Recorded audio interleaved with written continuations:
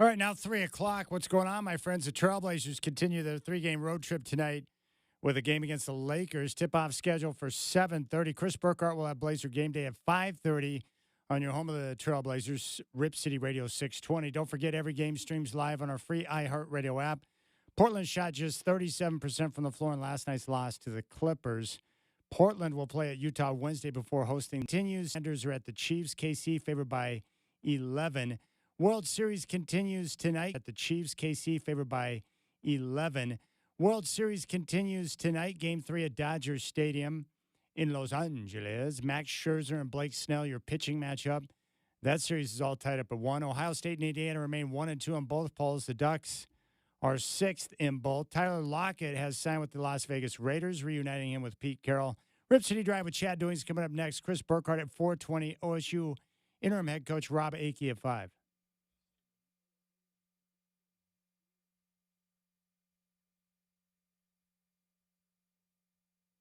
Live from the Coors Light Studios, it's time for the Rip City Drive, hosted by the crazy and often irrational Chad Doing. Coors Light, mountain cold refreshment. Choose chill. 1st and 20 now from the 25. Shotgun snap to Bo Nix. Cowboys blitz. Bo pumps once, throws the ball. Wide open receiver. Touchdown Denver. That is Troy Franklin. You couldn't be more open in the middle of the field. That is a 25-yard touchdown pass. Nix a deep drop, looks left, throws the ball. He's got Pat Bryant in the corner of the end zone. Bryant makes the catch. Touchdown Denver. 24 yards. Nix facing four-man pressure in the pocket. Bounces around. Protection is good. Throws wide open. Catch. Back of the end zone. Touchdown Denver. 7-yard touchdown pass. Nix to Franklin. Harvey in the flat. Wide open. Harvey gathers it in. Tiptoes into the end zone. Touchdown Denver. Bo Nix's 4th touchdown pass of the game. And for R.J. Harvey, that is his 3rd touchdown. First by pass. And with 7:14 left in this one, it is all but over in the Mile High City. It's Denver 43, Dallas 17. 3rd and 7 at the San Francisco 30. Here's pressure. CJ over the middle. Caught. 15, 10, 5 into the end zone. Rock and roll. Touchdown, Houston. Who is it? What a play to Xavier Hutchinson. Who? X marks the spot. Gossman's payoff. And Smith turns on a ball deep left field. Will it stay fair? It's gone! Long gone into the second deck for Will Smith. 2-1 Dodgers, 2 outs, bases empty in the 7th. On a 2-2. Muncy swings and pushes a high fly ball. Left field carrying back. Does it have enough? This ball is gone! Max Muncy sends one into the Blue Jay bullpen. The second blast of the 7th inning, and the Dodgers have doubled their lead. Yamamoto steps back with the left leg, twirls and fires. Hit in the air, left side of the infield. Muncy going back. He calls for it, and he makes the catch. Yoshinobu Yamamoto, complete and utter dominance yet again. Back-to-back complete games in the postseason for the Dodgers right-hander, and this time he does so on the road in the World Series. Strap in. The Rip City Drive with Chad Doing starts now.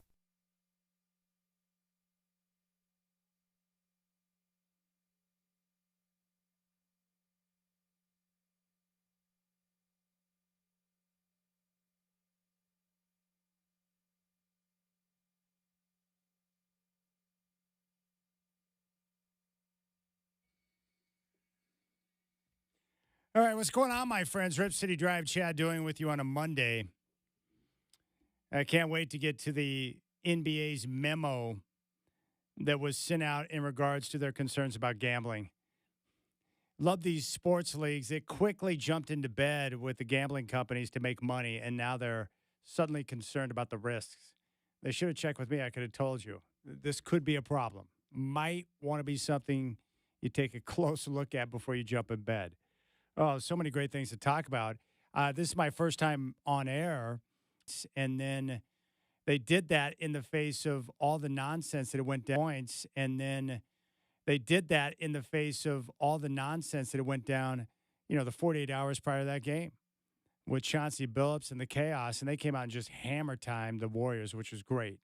And I love Steve Kerr giving respect to the Blazers after the game, saying this is less about us and a scheduling spot, and more about the Blazers, their versatility, and how they played.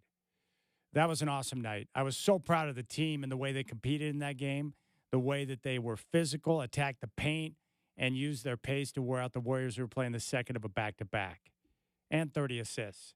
The Blazers, through 3 games, are playing basketball the right way. Now, people are freaking out over everything. Shaden Sharp and the shooting struggles, Donovan Clingan and the minutes he's playing per game. Look, I will answer the questions, but I'm telling you, this is exactly what we've been wanting for years, and now that it's finally here, no one knows how to handle it. So take a deep breath and understand that they are moving in the right direction. They're going to play tonight, game 2 of a short 3-game road trip, once again in L.A. to take on the Lakers, and then they'll play at Utah on Wednesday before they come back home to meet the Nuggets on Friday. So we have a lot of good things to celebrate. The Blazers are playing basketball the right way. They handled the adversity that took place last week really well in that game on Friday. And thus far, I really like what I'm hearing from Tiago Splitter. The Ducks got a tough win against Wisconsin. They move on. That's back-to-back wins now after the loss to Indiana.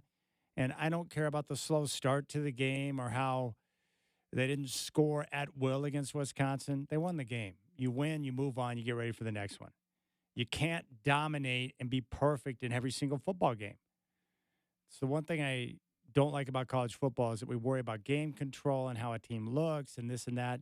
You know, sometimes you're just not going to have your best stuff. But do you find a way to win? Yes. You move on, you get ready for the next opponent, and you continue to push forward. And the best part about the playoff expansion is that we can get away from some of that, ridiculous narrative surrounding teams and just focus on teams that find a way to get wins on days when they don't have their best stuff. The NFL was awesome yesterday. Some crazy underdog victories. The Denver Broncos put up 44 on the Cowboys. Not a surprise because their defense is hot garbage, but good teams are supposed to do that against bad teams. And the Cowboys are not a good team. Dak Prescott is playing like an MVP this year. He didn't have such a good game yesterday. But aside from Dak's heroics, the Cowboys got issues on defense. And the Broncos took advantage of that. They scored big early and often and ran away with the victory. And my Broncos now are sitting at 6-2, far from playing their best ball, on top of the AFC West, more winnable games in the near future on the schedule. And I believe multiple home games coming up.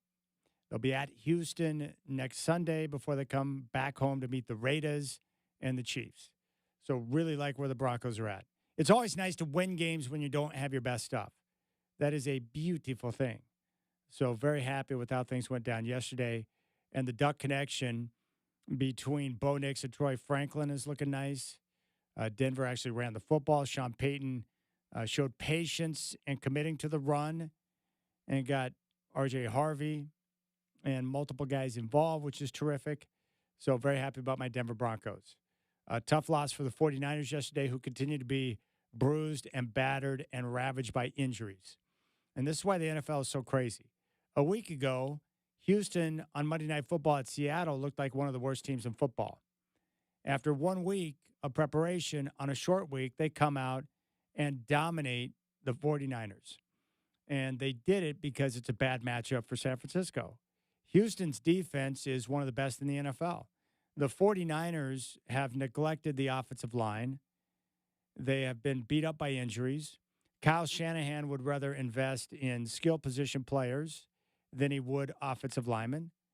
And when you run up against a team like the Texans, who have a great pass rush and can get that type of penetration, they disrupted the entire timing and rhythm of that offense. And then C.J. Stroud, who looked awful against the Seattle Seahawks, was 30 of 39. They had good balance on offense. They controlled the clock and just physically dominated the 49ers. And the 49ers are one of those teams where I think we know that Christian McCaffrey's got to be involved. What do you have, like 12 touches in the game? That's just not enough for that offense and what they need to accomplish. So a rough loss for the 49ers. But considering everything they've been through, it's pretty amazing that Kyle Shanahan's got them where they're at.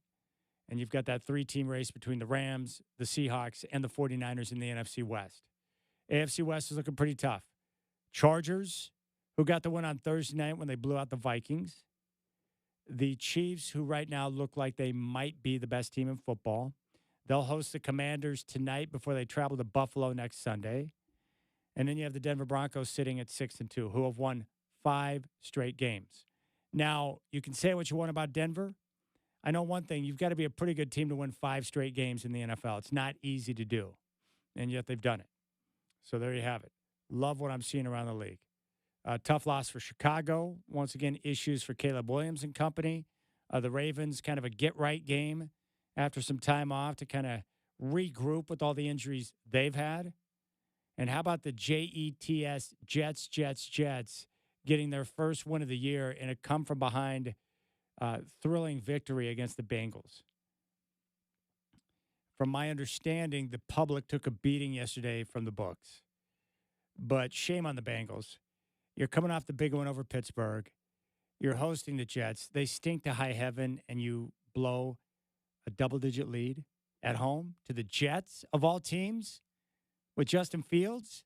What are you, a disaster? Oh, my gosh. The Bengals are a mess. The Jets are a mess, and yet somehow they got the win.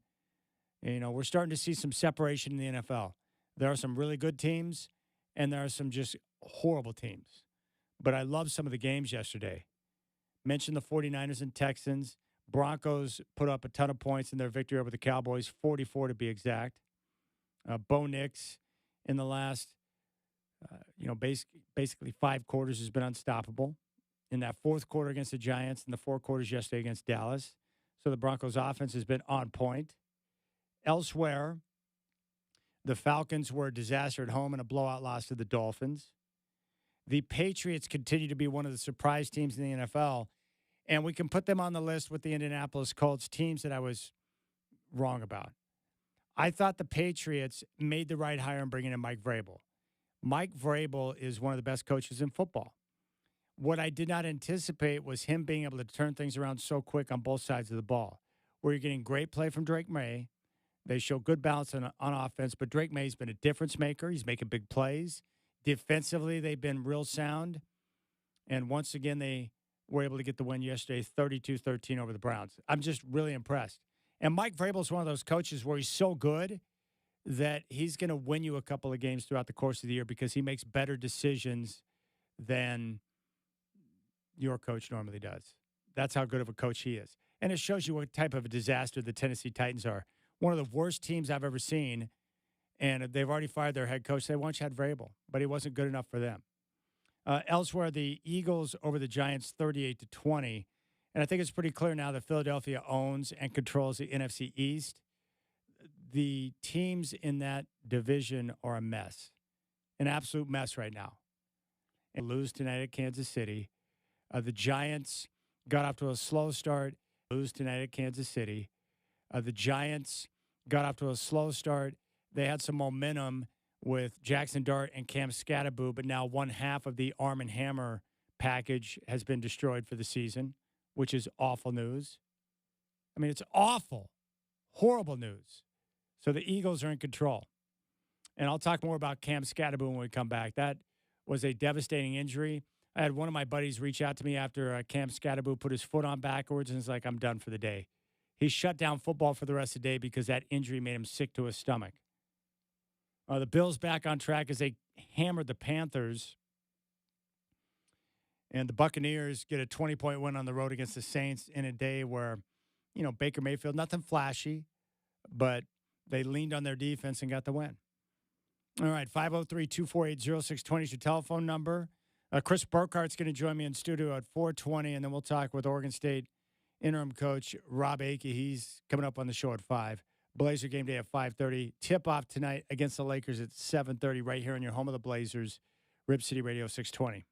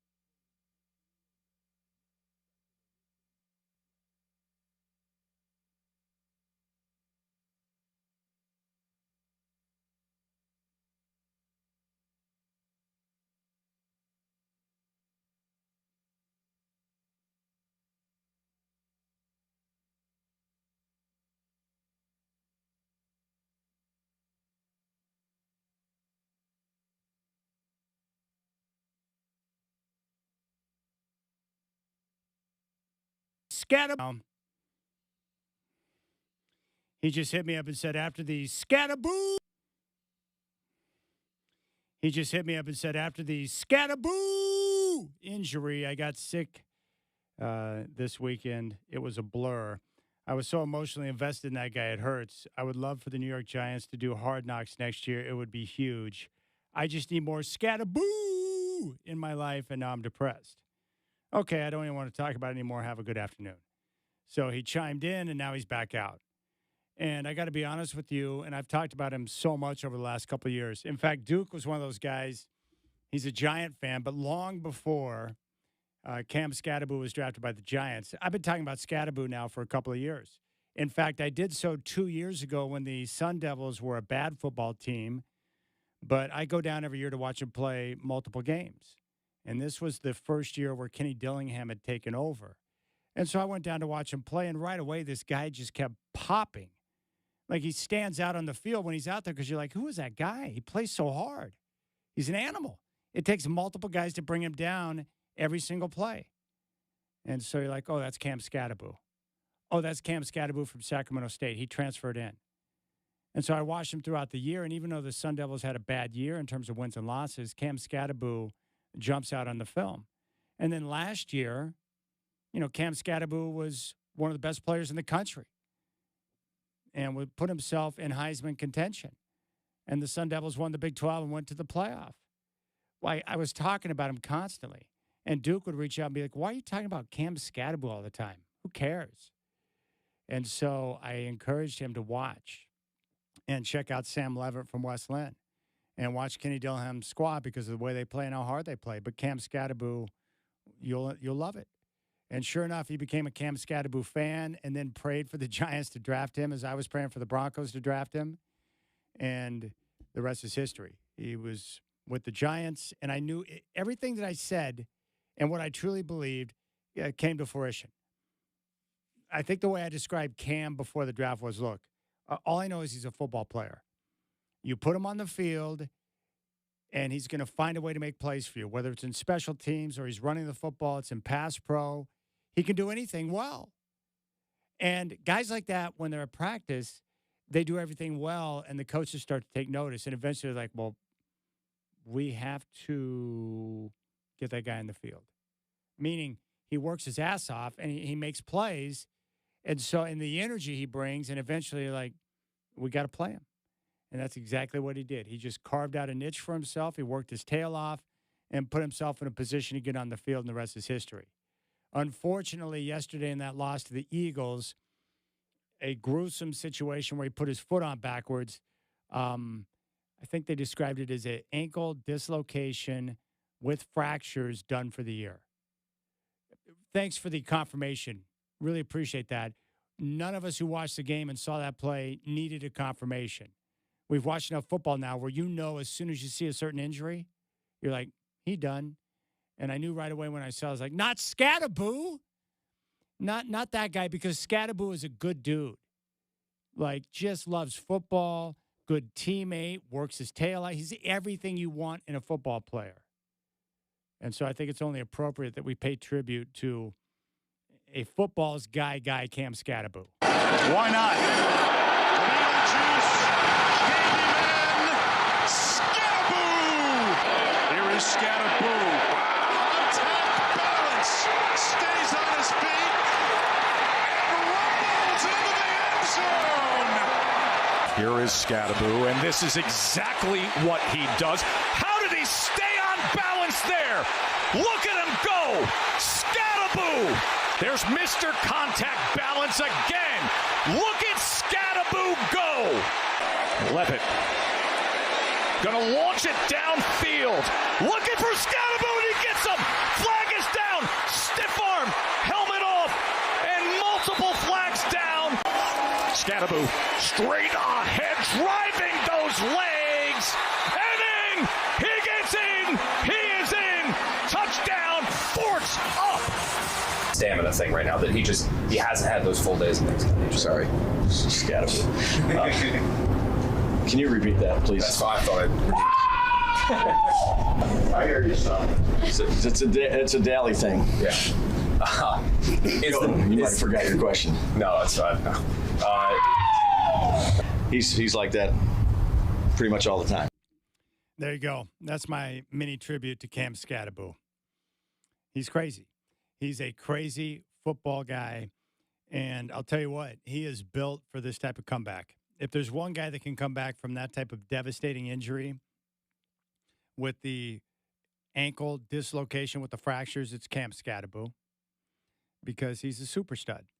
And so I just hate to see those type of injuries, man, especially to guys like Cam Scatterbo. And I actually feel bad for Giant fans because he and Jackson Dart, the arm and hammer, had given them hope. Because you could see the future when you see those two guys on the field together. It's like, yeah, give me some more of that. And like there's just certain athletes where when you see them on the court, you're like, okay, I need some more of that in my life, right? Who would be a Portland example? Denny Avdia.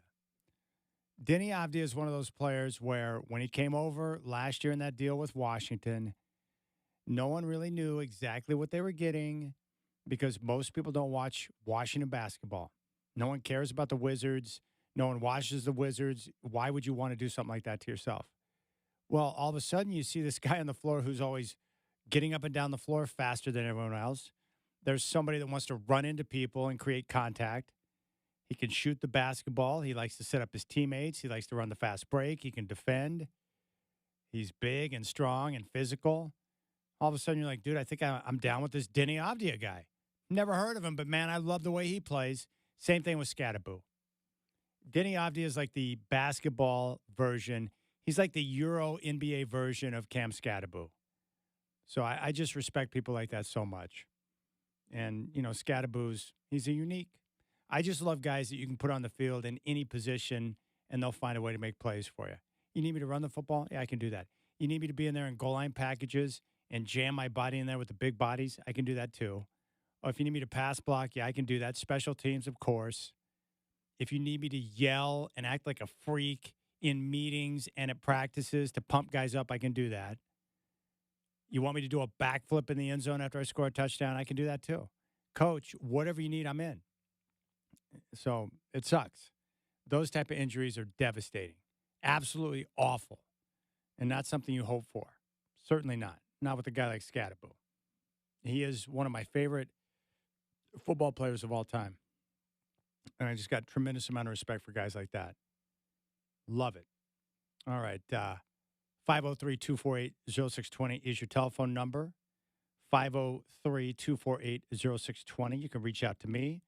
I'd love to hear your voice. I do want to get into the Blazers a little bit because I think there are some people who are, for whatever reason, freaking out after the first three games. I don't understand why people are freaked out after the first three games. Here's the baseline or the bottom line or whatever, however you want to describe it. 3 games. They played 3 games. That's not a sample size. That's not long enough to make any real bold judgments. All I can tell you is that what I see in 3 games, this is not the Blazers of the last few years. This is a different team that's really versatile. And the bottom line is right now they're playing their balls off. They play hard. This team plays really hard. And I'm not being corny. I'm not making it up. Everyone that watches them play right now can see how hard they're working on both ends. They actually play defense. Everything we've been begging for years is finally here. But the problem is, as humans, we're always, especially as we get older, there's something inside of us that always forces us to look at the negative side of everything. Well, I know they're playing hard, but, they didn't make shots last night. What's wrong with Shaden Sharp? He's shooting in the 20% range from the floor and from 3 to start the year through 3 games. I don't think it matters whatsoever. Doesn't matter. It does not matter at all. And the reason why, it's pretty simple, because he's an offensive player. Guys go through slumps. Guys go through 3-game shooting streaks where they're on fire. He'll come out of that. But my whole point is with Sharp, look at the way he's competing on both ends. Now, is he the Trailblazers' best defender? No. But is he playing better defense through 3 games? Yes. Is he in the right position? Yes. Can you see a certain energy and effort that he's playing with? Yes. And that's a thing of beauty right there. So there's nothing to worry about. Now, I had another person reach out, Paul, wanting to know what's wrong with Donovan Clingan, because I think he played 30 minutes in the opener, and he's played like 24 and 25 minutes in the other two games. And he's like, hey, Jokic averages this many minutes, and starts comparing him to other centers in the league. Look, here's what I know about Donovan Clingan. One, he will play more minutes per game over the course of the entire season this year. Last year, they kept talking about his conditioning, and they wanted to get him up to, that conditioning level to get used to the NBA. That's fine. No problem. But what we're seeing right now with the Blazers is that they can play Clingan bigger minutes if they want, but they've fallen in love with some of the smaller lineup combinations that they have, where they can have Grant, Tamani, and Denny on the floor together. And I think that versatility defensively and the way they can attack teams with pace with the smaller lineup, I think that's something they've wanted to lean on through the first three games. They look really good with that lineup on the floor. The downside is they're not a very good rebounding team when they go with the smaller lineup. So what do? Well, you have to, continue to feel things out. But Donovan Clingan's going to be fine.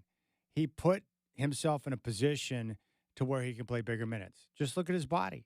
He is leaned down. He's out of muscle. He's lighter on his feet. He's in better condition. And he can play 30-plus minutes a night if you need him. But on certain nights, they're going to go small, depending on matchup. If it's a better matchup, if they can use better defenders on the floor, and they'll go in that direction. So don't worry about Clingan. Just sit back and enjoy the first couple of weeks before we start to draw any major conclusions. All I can tell you right now is that they're playing really hard.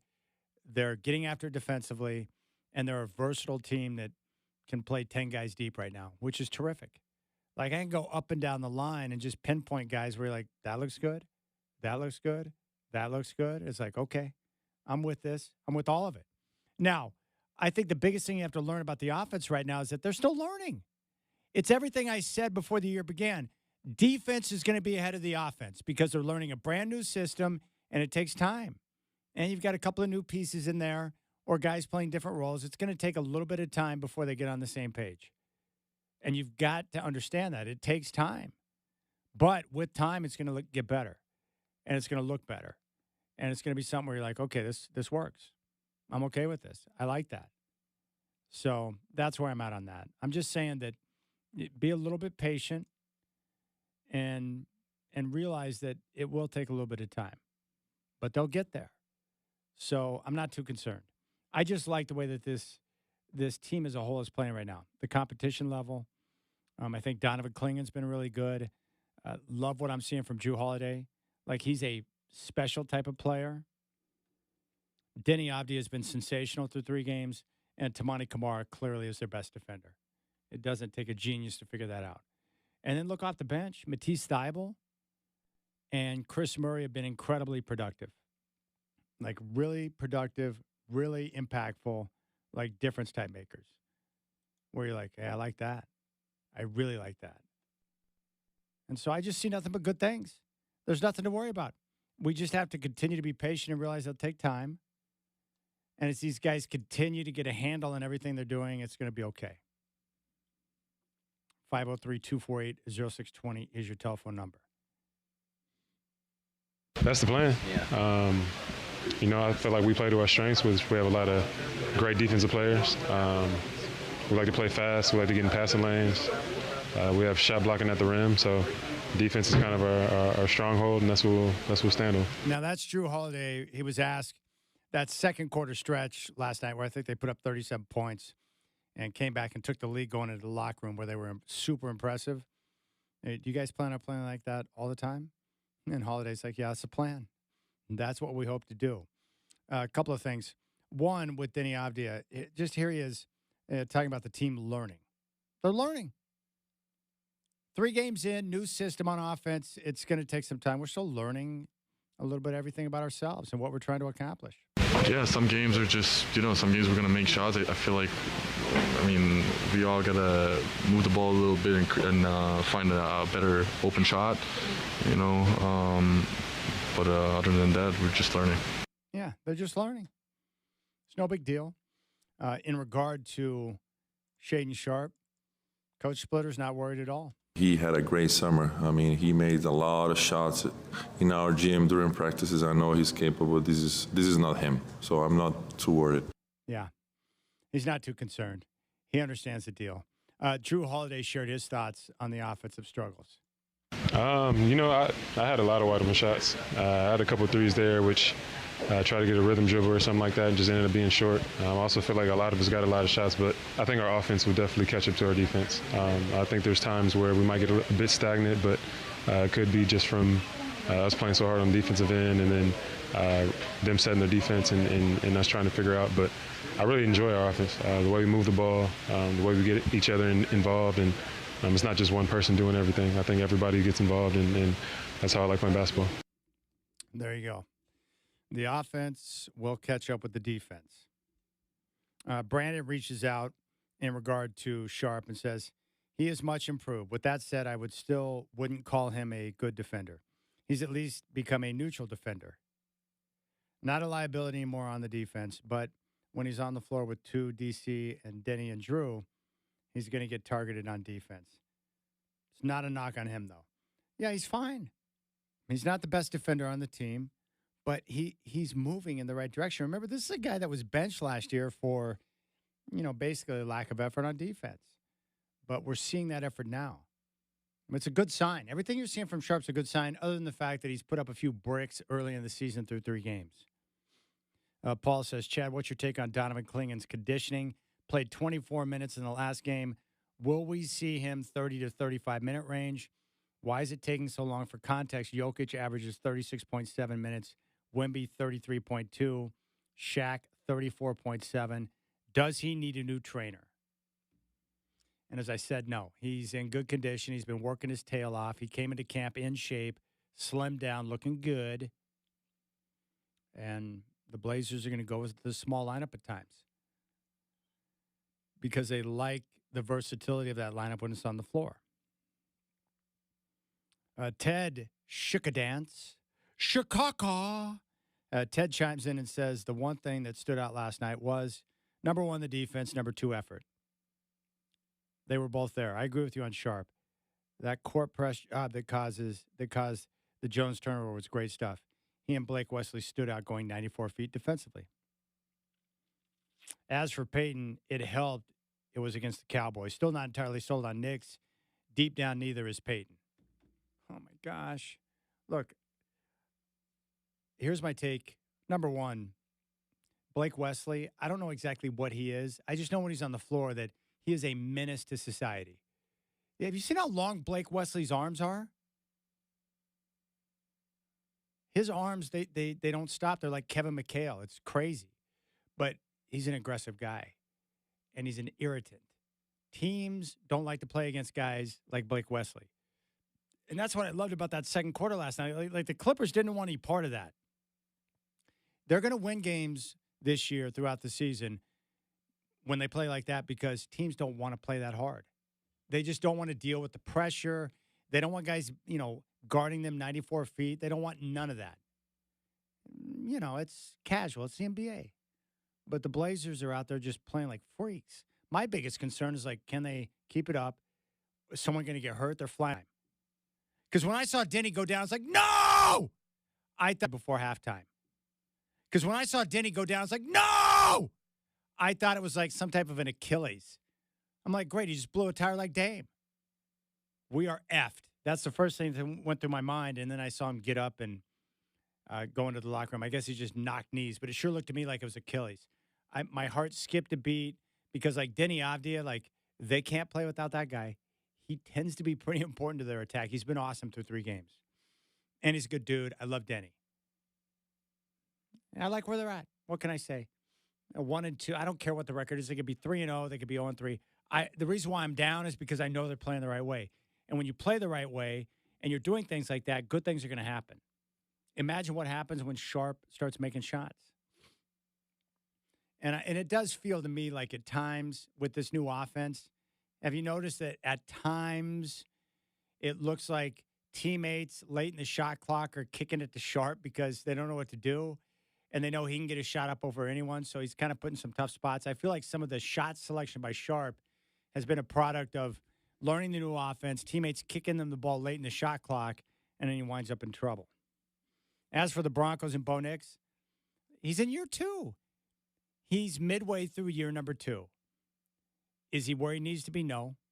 Does he already have more passing yards, more touchdowns, and more wins than any other quarterback taken in the same class as he was?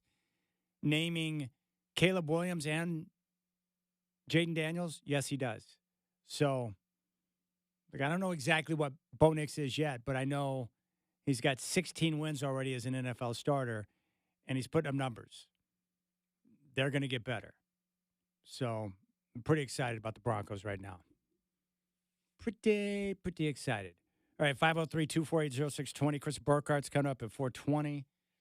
We'll talk with Oregon State interim coach Rob Akey at 5, and then Trailblazer Game Day with Chris Burkhardt at 5:30. And I don't know what's going on this hour, but it's like the Fox takeover or something, so very little commercials in the first hour. So you're going to get a lot of Chad. Probably more Chad than anyone needs in their life. This is your home of the Blazers, Rip City Radio 620.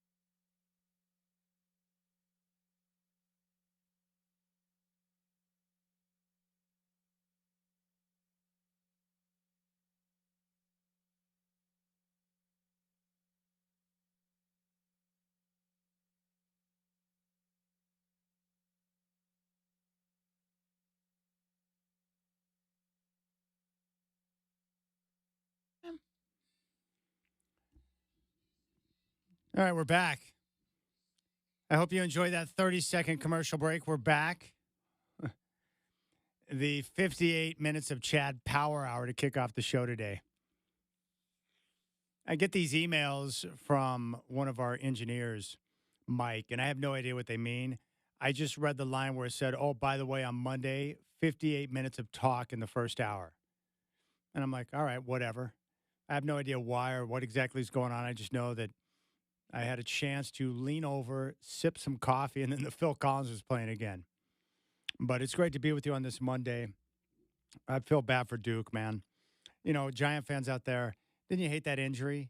Like Cam Scatterbo, like one of the great stories of the NFL so far this season, and Cam Scatterbo is done for the year. It's horrible. Absolutely horrible. And those type of injuries, hopefully he'll be able to come back just fine. But anytime you talk about a running back and you start talking about the base, I mean, those things get scary, really scary. And that's why, who was the receiver? Larry Fitzgerald. Some of you have probably heard this story, but he's one of my favorite non-Broncos of all time. I love Larry Fitzgerald. Terrific human being, one of the greatest college and NFL players I've ever seen. He was so good at the University of Pitt. He was awesome. Love Larry Fitzgerald. And I really liked him with Kurt Warner, who was also one of my favorite non-Broncos of all time. But what Fitzgerald would do, I think it was Lo Neal that told me this, he would go around to defenders before games on the opposing team, and he would tell them, hey, hit me high. Hit me high, and if you get, penalized for it and you get fined, I'll pay the fine for you. And the reason why is because he wanted to keep his base clean, meaning ankles, knees, leg injuries, because he knew if the base was bad that it would disrupt his career. You can deal with some of the upper body stuff. You can deal with the head injury, but the base, once it goes, you're in trouble. And so what I am concerned about for a guy like Cam is that he relies on that base. So he's got a long and grueling rehab ahead of him. And what sucks in the NFL, not just with the NFL, but any professional sport, it's hard, especially for young guys. Now, Cam is geared a little bit differently than most athletes, so he should be okay. But what's really tough for guys is when you suffer a serious injury that's going to require an extended rehab, well, what happens is you're pulled away from the team. So you're away from the guys, and you're going through the healing process. You begin the rehab, and you rehab pretty much by yourself because the guys are doing their normal workouts, their walkthroughs, their practices, getting ready for the next game, and you have to go hole yourself up in the team facility to focus on rehab. And so you're detached from that connection. And if you talk to any athlete, what they miss the most about the game when they shut it down is the guys. Being in that sanctuary, the locker room, having the connection with the fellas, being able to have the conversations, going through the grind together. Like, that's what brings those athletes joy, is being around the fellas. And so, Cam Skattebo is going to be away from that. It reminds me of just one of the many examples of why I loved Pat Bowlen so much, longtime owner of the Denver Broncos. Ed McCaffrey, Christian McCaffrey's dad, who played at Stanford. Ed McCaffrey was a terrific wide receiver, and he was a tough SOB. Well, in the season opener in 2001, Monday Night Football, Giants-Broncos, and this is literally the game the night before 9/11 attacks. Ed McCaffrey had a gruesome leg injury in that Monday Night Football game. He shattered multiple bones. It was hideous. If you watch the replay on Ed McCaffrey's injury, you can see his leg just jiggle around and do things that, a leg shouldn't do. So it was awful. And he had to go through a long rehab, and he was away from the team, and that was game number 1. So what Pat Bowlen did that was cool is that he would go down, and Pat Bowlen was an avid exercise guy, did a lot of cycling, a lot of activity. He would go down in the weight room in the exercise area in the Broncos facility at the times that he knew Eddie Mack was going to be down there, and he would train next to him. He would work out with him, train next to him so he could have conversation, be there, be somebody that could lift his spirits. And Ed didn't ask him to do that. He didn't have to do that, but he just did it because he knew that Ed needed some company. He didn't want him to be alone. So that's what I was thinking about with Skattebo, the long journey that's ahead. Dames had to go through that with the Achilles. Kobe went through the darkness when he had his Achilles tear. These athletes that go through it sucks. But, the Giants, so much hope in those two guys, and now that gets crushed. And Giant fans, like Trailblazer fans, are wondering what the franchise did to upset God so much. Why does this have to happen? What did we do to upset God and get cursed as a franchise? Because that's how you feel after something like that goes down. So we're starting to see certain things take shape in the NFL. I was wildly impressed with the Packers last night, that come from behind victory over the Steelers, 35-25. Ever since that opening weekend win against the Lions, the Packers have won games and put themselves in a position to contend, but they've been, kind of misfiring on offense. But they really got things going in that second half, and Jordan Love was able to make some big plays. Very impressed with the Pack. And it's important that they get things going because the Lions right now are starting to steamroll again, in spite of the injuries that they've had. And how about the Colts? 38-14 winners over the Titans. the Titans are a complete disaster and just a mess of a football team and a franchise right now. But I've got to get it up to the Colts. They're impressive. Colts and Patriots, the two teams I've been the most wrong about throughout the year. And the Colts might be the best team in football right now. I know it's hard to believe that. It's hard to say that. It's hard for our mind to comprehend such things. But if you look at the way they're playing behind Daniel Jones, with the balance in the offense with Jonathan Taylor, and right now Daniel Jones, he basically doesn't make a bad decision. He understands the offense. He's in that comfort zone. He's getting the football out on time and on target. There's obviously a connection, a chemistry there between Shane Steichen and Daniel Jones. Like, they understand each other. And that's what you want. You want to have that between coach and quarterback. That, what's that word I'm looking for? That, not chemistry, but synergy that exists between the two. And it's there. And they're getting good defensive play too. I'm just wildly impressed with the Colts. We knew they had a good roster, that's been put together by Chris Ballard. But Daniel Jones just making good decisions, delivering the football on time. They're not turning it over. They're playing clean football, and they're dominating people. Now, their schedule hasn't been overly difficult, but, man, they look good. Big props. So, very impressed. I thought it was nice to see the Chargers bounce back and get some pressure with their defense on the Vikings and get a big win. I got to give props to Mike McDaniel. Just when you think he's about to walk the plank, his team bounces back. They get a big road win over the Falcons. The Bengals should be ashamed of themselves for blowing a double-digit lead and losing to the Jets, giving New York their first win of the year. The Patriots are one of the best coached teams in football, and they look like a legitimate threat in the AFC. Opportunistic defense, and they're getting great play from Drake May. Very impressed. The Philadelphia Eagles are now in full control of the NFC East. They will win the division, and now they can focus on playoff positioning. And the biggest question the Eagles have is, do we want to trade A.J. Brown and deal with and just get rid of the nonsense, or do we keep him on the team? Because there's clearly an issue between he and the quarterback, Jalen Hurts. That's their biggest problem. The Bills put up 40 on the Panthers. That was a get-right game for them after dropping a couple of tough ones. The Ravens got right against the Bears. And once again, Bears fans complaining about the offense with Caleb Williams. Texans in an impressive performance, 30 of 39 passing for C.J. Stroud. Their offensive line is terrible, and they've had offensive issues throughout the year, but their defense is good, and that defense will keep them in contention in the AFC South. Buccaneers continue to cruise. Nothing flashy yesterday, just good defense, and Baker Mayfield being very economical, 20-point win at New Orleans. Cowboys got hammered by the Broncos. Denver's offense finally got things going. Best offensive output for them on the year. Colts are maybe the best team in football, and the Packers finally started to get things going on offense. So there you have it. And the Chiefs are going tonight against the Commanders.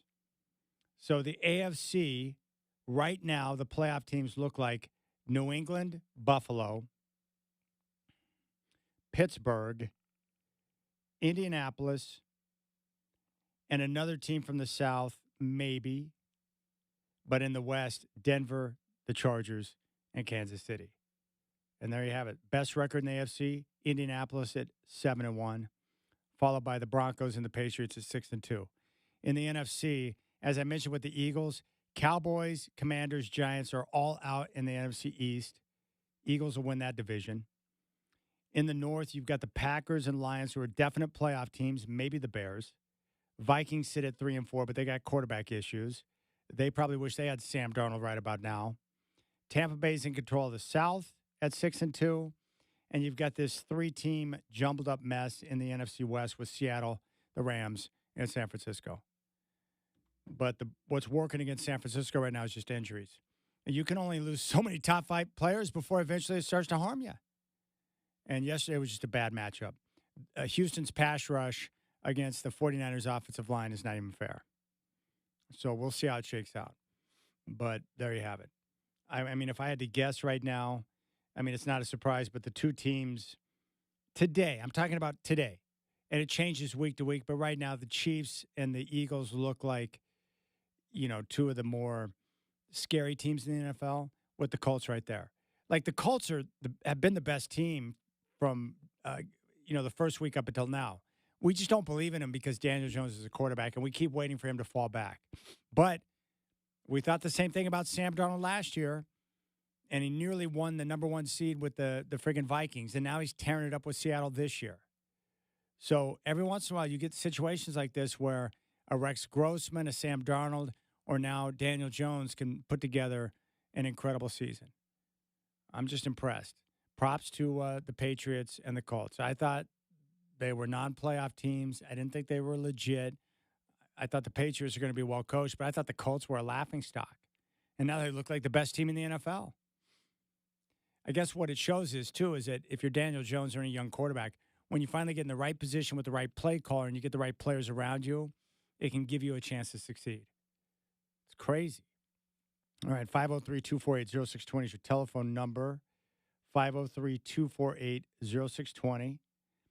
You can jump aboard, reach out to me.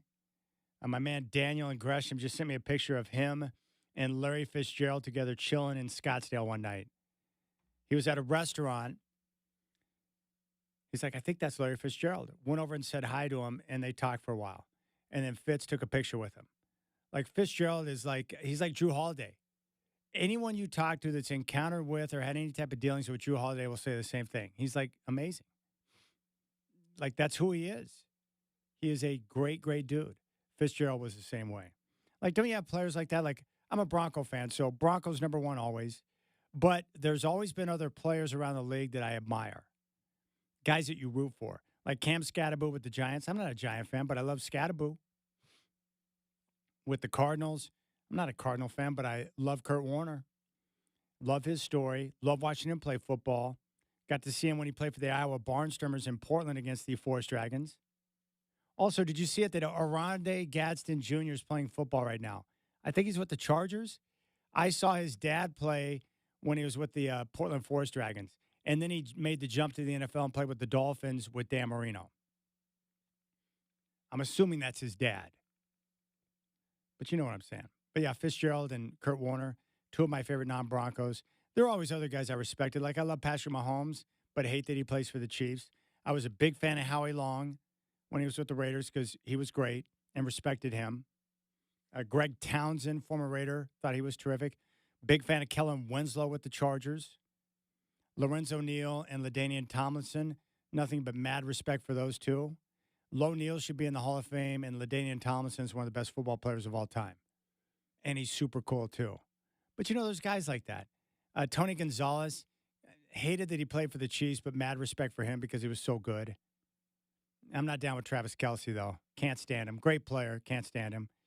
Gronk is just a funny guy who was also a great football player that guys wanted to be around and brought real atmosphere to the practices. That's the other thing a guy like Cam brings is he's crazy, so he brings atmosphere to your practices. Chuck Daly used to say that all the time about John Sally and Dennis Rodman when they were younger, the type of energy and what they would bring to the practices and working against some of the vets on the team like Lambeer, Zeke, or Joe Dumars. All right, we'll keep things rolling. Rip City Drive, we got tip-off with the Blazers and Lakers coming up at 7:30. You can find me on social at Chad and Rip City or call the show at 503-248-0620. You got the Rip City Drive on your home of the Blazers, Rip City Radio 620.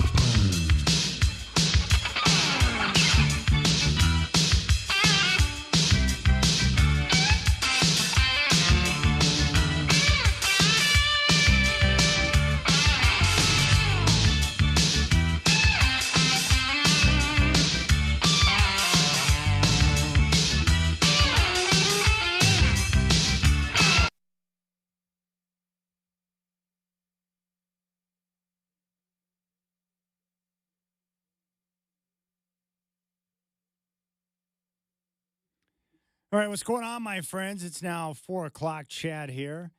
The Trailblazers continue their 3-game road trip tonight with a game against the Lakers. Tip-off scheduled for 7:30. Chris Burkhardt's going to have game day at 5:30 on your home of the Blazers, Rip City Radio 620. Don't forget, every game streams live on our free iHeartRadio app, so you can listen wherever you might be.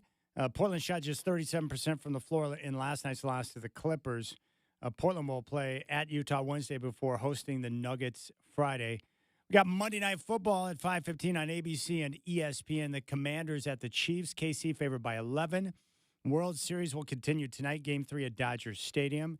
Max Scherzer and his beak against Blake Snell. The series all tied up at 1. Ohio State and Indiana remain 1-2 in both balls. Oregon 6th in both. Tyler Lockett with the Raiders now has agreed to a deal, reuniting him with Pete Carroll.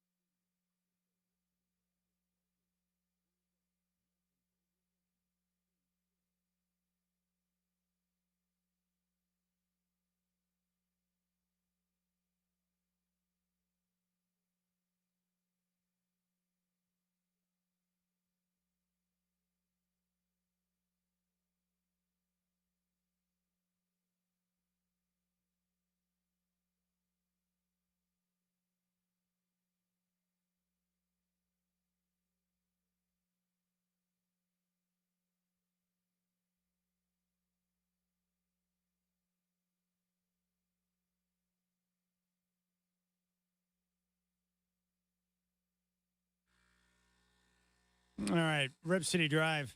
Sorry, had to let the music play out a little bit. They're real slave drivers today. No time during the commercial break, so I'm making a cup of coffee right now. And this is going to be one of those long nights. My day started early. I had dad duty with the driving to school. And as you know, being in a car with a couple of teenage girls, not the most exciting thing you can do in your life. Shacker, though, is he watches every NFL game. And so I see him through my computer right now. He's watching the Bronco-Cowboy game from yesterday. And that was one of those games where it's like every time I looked up, Denver was scoring another touchdown. Like they couldn't be stopped. Everything they did worked. And outside of an interception from Bo Nix on like play 3 of the game, and they just steamrolled the Cowboys. You ever had those games where you're watching, you're like, I know my team's going to score. Like, there's nothing that Dallas could do to stop them. And, you know, how it is in the NFL, when you get multiple guys who are out in the secondary, smart teams just, we're going to attack the inexperienced. Play after play after play. We're just going to go after them. Because we know we're going to be able to score. We got an advantage there, and they did that. And that's good, because Sean Payton was annoying me through the first few weeks of the season. And with the play calling and the inconsistency with the run game, and finally, yesterday, they just got it all cooking all at the same time. I love running the football. I love balance on offense. Like, that's my type of game. And when you get the running game going and then all of a sudden the play action, the boot game, I mean, the defense doesn't know what to do. It's hard to react. I love that kind of stuff. And just like on basketball, like I love two-way players. I love guys who can play on both ends of the floor. I love teams that can rely on defense when they have to. I'm not down with one-dimensional players or teams. I want guys who can do it both ways. Right now, the Dodgers are minus 260 to win the World Series.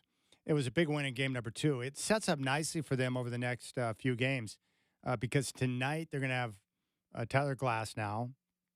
They'll counter with Shohei in game 4. And then game 5 at home, they'll have Blake Snell. And then game 6, if necessary, they've got Yamo going again. And, you know, we talk about, you know, players making adjustments, coaches making adjustments. How about, you know, Dave Roberts? He would always go to the stupid cue card and never leave his starter in. That's been the biggest criticism of Roberts over the last several years from Dodger fans. It's like, dude, leave your starter in. Why are you going to the pin? And then watch it blow up in their face. But he's left Yamo out there the last couple of games. He's been great. And Max Scherzer, who pitched well in his last outing against the Mariners, gets to go tonight for Toronto. I mean, you would think, like, Toronto's a tough team. They're scrappy. and they got some clutch guys, but you would think the Dodgers, it's their series to lose with the lineup they have, the players they've got, and their rotation, their starting pitching. But if you get to their bullpen, aside from Sasaki, they got no one back there they can really trust. So it's going to be up to Glass now to go deep into the game, and if so, that'll give the Dodgers a chance to get the win tonight. I just can't imagine being a pitcher trying to navigate the Dodgers lineup. It's ridiculous. All right, let's see here. Ohtani, Betts, Freeman. Don't forget about Teoscar. And then they've got these guys who always come up clutch for them in Edman and Kike. It's ridiculous how many different guys they can kill you with. Props to them. So Game 3 of the World Series coming up tonight, and that game will kick off here in just over an hour. And then we got the Blazer game tonight. I mentioned this before, but I'm really happy with where the Blazers are at. Just the quality of intensity and effort that we're seeing through the first 3 games. They're playing the game the right way. And when you play the game the right way, good things are going to happen. Really excited about that. I did my montage for Cam Scattaboo, feeling for him after that gruesome injury yesterday. And I'm one of those people where I don't like to watch gruesome injuries. I don't like to see horrifying things, especially as I get older. I'm just more sensitive to it. So if you haven't seen the Cam Scattaboo injury, don't watch it. I'm still scarred by Napoleon McCallum's injury on Monday night. Joe Theismann getting wrecked by Lawrence Taylor. Like, I don't need to see that stuff ever again. And I'm still ticked off at my buddy for sending me that link without a warning on Charlie Kirk. I had no idea what the link was. I just clicked on it thinking it was going to be something funny, and I see that, and it's like, what are you doing, man? I called him up. I was like, bro, don't just send that stuff to me and not give me a fair warning, all right? I should be able to decide if I want to view something like that or not, you freak. That stuff ticks me off. Don't send it to me unless you give me a disclaimer, a fair warning. I don't want to see it. That stuff, that ticks me off. That's not cool to do that. At least give me a heads up so I know that this is what you're going to see if you click on it, but no warning whatsoever. No disclaimer, no warning. Just click and come on, man, be better. All right, college football. I was devastated with the Sun Devils loss to Houston. Like, that really kind of left a bad taste in my mouth. Like, I didn't need that. But, the college football scene right now is crazy. So Indiana came out and just hammered UCLA by 50. I am convinced now that Indiana, not just a playoff team, but they are national championship worthy. They are a contender to win the title this year. That's how good they are. And as I mentioned before with Coach Signetti, I don't even think I like the guy, but I respect the heck out of him, and I know he's a darn good football coach. Remember what Alex Brink said. His ability to identify players that will fit his program and then coach them up is second to none. Texas A&M is now a legit contender. They've won a number of big games this year, including at Notre Dame, and they went in to LSU, night game in Death Valley, and ended Brian Kelly's tenure at LSU. They're really good. And Mike Elko's a heck of a coach. And Texas A&M likes to spend money. Like, they're in a good position. A&M is for real. They were very impressive. Alabama played like garbage at South Carolina and yet walked away with the win. And now Bama, if you look at their resume, with what they've done in conference, with wins over Tennessee, at Georgia, they beat Vandy, they're legit. And sometimes you're going to have to find a way to pull a game out of your backside like they did against South Carolina. I mean, it's tough to get your guys up each and every week and play at some ridiculous level. So you're going to have games where you struggle, much like with Oregon.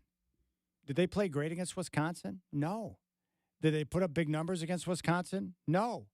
But they won the game 21-7, and they improved to 7-1, and now they move forward as they continue their march towards the postseason. But it was one of those weird games. They had 203 yards rushing, only $132 passing. They were plus nearly 10 minutes in time of possession, and no turnovers. So I had no issue with the game whatsoever. Sometimes games take on, depending on opponent, depending on weather and what's going on, sometimes games take on a different complexion. And what I liked about that game is that was more of a defensive game where Oregon leaned on their defense and their physicality, and they won an ugly football game by double digits. And that's what good football teams do. I was very impressed with the way Oregon won the game. And to win championships, you got to be able to win games in a variety of different ways. Sometimes you got to score big. Sometimes you got to lean on your defense. Sometimes you got to run the football. Sometimes you just have to navigate a difficult game where you make mistakes and overcome turnovers. And that's okay. Nothing wrong with that. At some point, people will start to recognize Georgia Tech as a legit contender, still unbeaten, ranked 7th, and they whacked Syracuse. And they have a smart quarterback, and they run the football really well. Good balance on offense. Bounce-back game for Miami as they slaughter Stanford 42-7. Vanderbilt found another way to win a tough game against Mizzou. Texas Tech bounced back after the loss to Arizona State and shut out Oklahoma State. Texas Tech is still in the driver's seat in the Big 12. Tennessee whacked Kentucky. And Texas survived another game in overtime, this time against Mississippi State. So what we know about Texas is this. We don't know about Arch Manning. He's still trying to figure things out. I know this. Texas is a decent team. They're not great. They're definitely not playoff worthy, and they are nowhere near being a legit contender. But if you look at the teams at the top right now, like legitimate national title contenders, Ohio State, Indiana, A&M, Alabama, Georgia, Oregon, and I would definitely put Ole Miss into the mix now after that win at Oklahoma. I love their play design. I love their offense. I love their running back, Lacey. And Trinidad Chambliss, their quarterback's been terrific all year. They have the one tough loss at Georgia, but that was a big bounce-back win at Oklahoma. And Lane Kiffin right now, one of the hottest potential coaching candidates in the country. And just the way that he's running that program there. And think about the openings now. LSU, Florida, Penn State, Oklahoma State. Like, there are a lot of big openings around. So you got to wonder now with some of these other schools, like, do they try to lure away Kenny Dillingham? Lane Kiffin clearly is going to be a target. And then if you're Lane Kiffin, you got to wonder, like, if I go to LSU or Florida, am I going to have more resources to be able to compete and have a chance at a championship? Do I have a better opportunity to recruit the type of players I need at those two schools compared to Ole Miss? How much more can I build Ole Miss, and can I take it to a different level there? You know, it's the same thing I wondered about Coach Cignetti at Indiana. And there's no doubt he's a great coach, but I wondered, like, is this the ceiling for Indiana? How much more can you improve that program? And do they have the resources to be able to invest? All right, Chris Burkhardt's going to stop by coming up next. We'll get his take on a variety of different things, including a couple of things that people are freaking out about in Rip City. And then we'll talk to Oregon State interim coach Rob Akey coming up at 5. Game day's at 5:30. Tip-off with the Lakers at 7:30 right here on your home of the Blazers, Rip City Radio 620.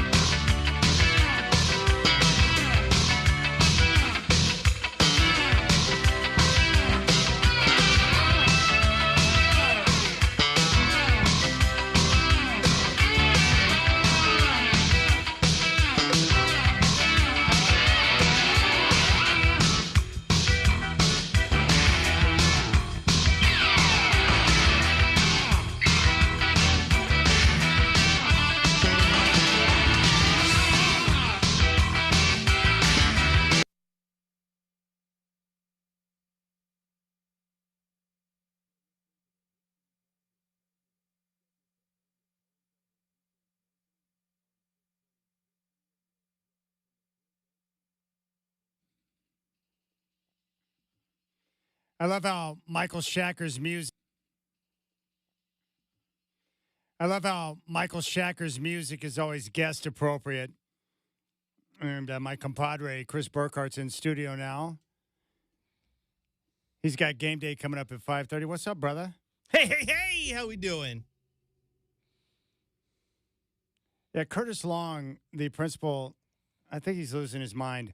He just sent me a notification that the Rocky versus Drago, the director's cut, is showing Sunday, November 9th at Regal Bridgeport, right down the street. He's like, have you seen it? And I said, hey, moron, we saw it together at Lloyd Center. He's like, really? I thought that was a Creed movie. I'm like, no, that was Rocky IV, the director's cut. They interviewed Stallone before the movie and everything. Oh, my gosh, that's funny. Did you forget that? Come on, man. Figure it out.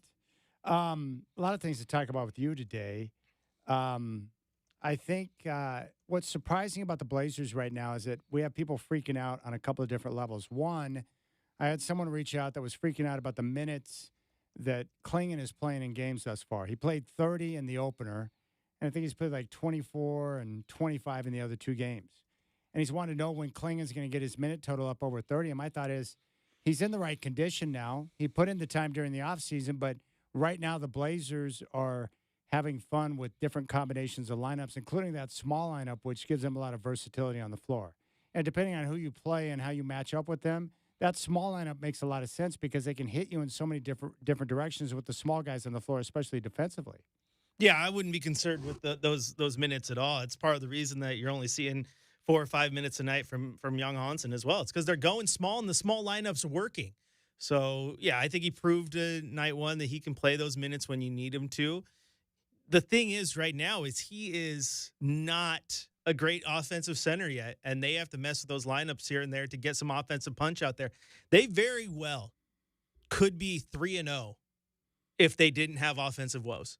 Yeah. And so they got to get him off the court now and then just to try to get some offensive punch. But I'm not concerned with his conditioning or anything thus far. And I'm not concerned about the offensive woes. I thought going into the year that the offense would lag and catch up with the defense because they're learning a new system.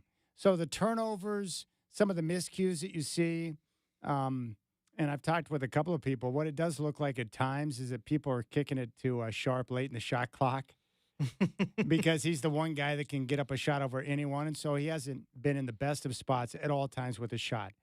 But who cares? It's 3 games.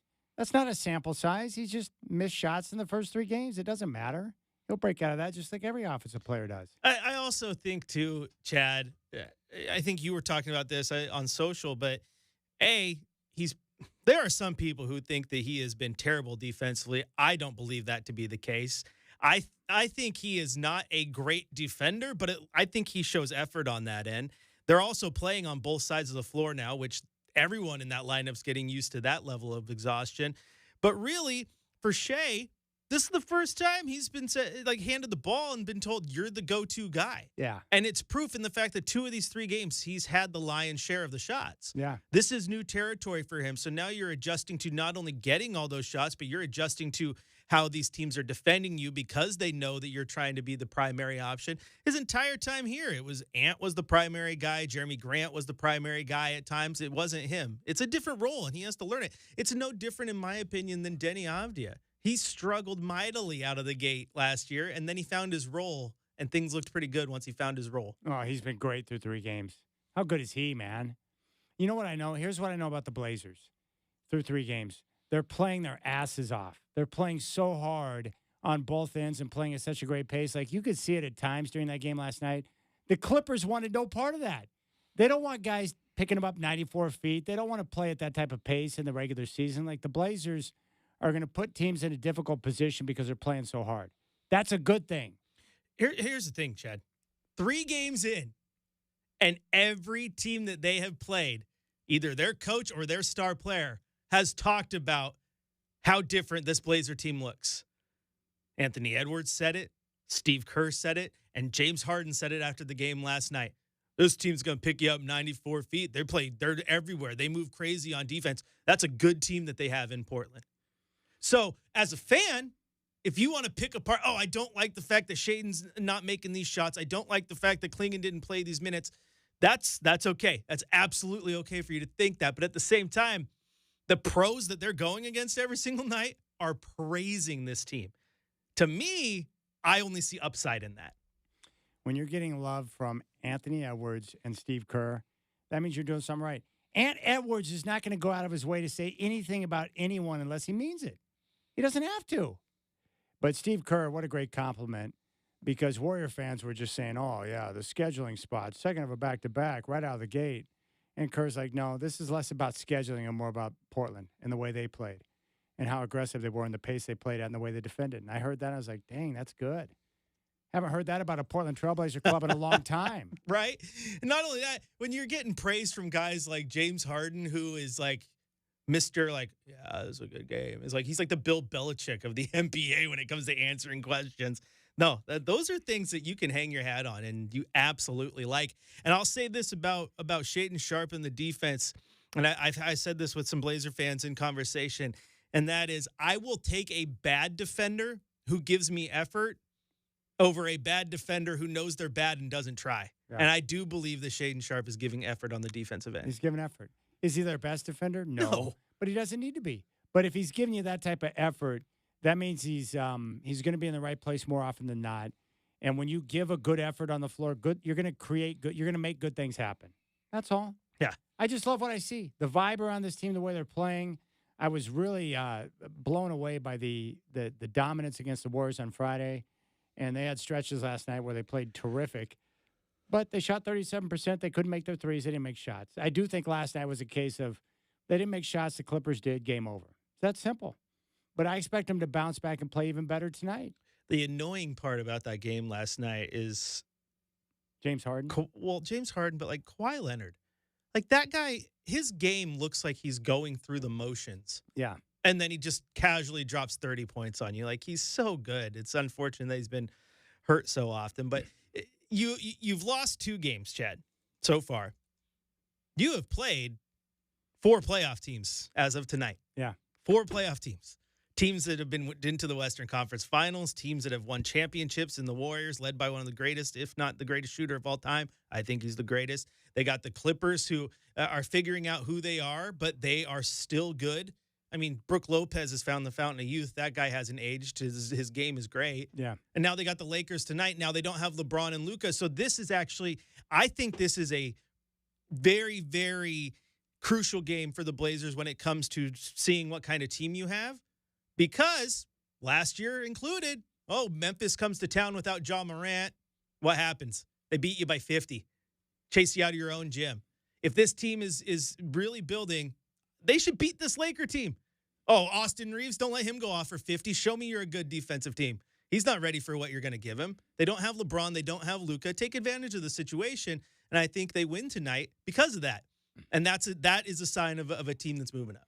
I think the Lakers are a perfect example of the type of team that Portland can really frustrate and dominate with their pace. Mm-hmm. They're not going to want to play at that type of pace tonight. They're not going to want to do it. We saw it firsthand here for the last few seasons. How often does DeAndre Ayton want to run down the court and play defense? He doesn't. So if they get those rebounds and they push tempo, Chad, they're going to have 4-on-5s, 3-on-4s, 2-on-3s, whatever it is. Yeah, take advantage of that roster. But you mentioned the Clippers and the versatility of their roster. Here's Thiago last night talking about what makes them so tough. I think we kept playing our game. They were slow offensively, moving the ball and trying to get, good shots for their guys. And it's really hard to help from the stars.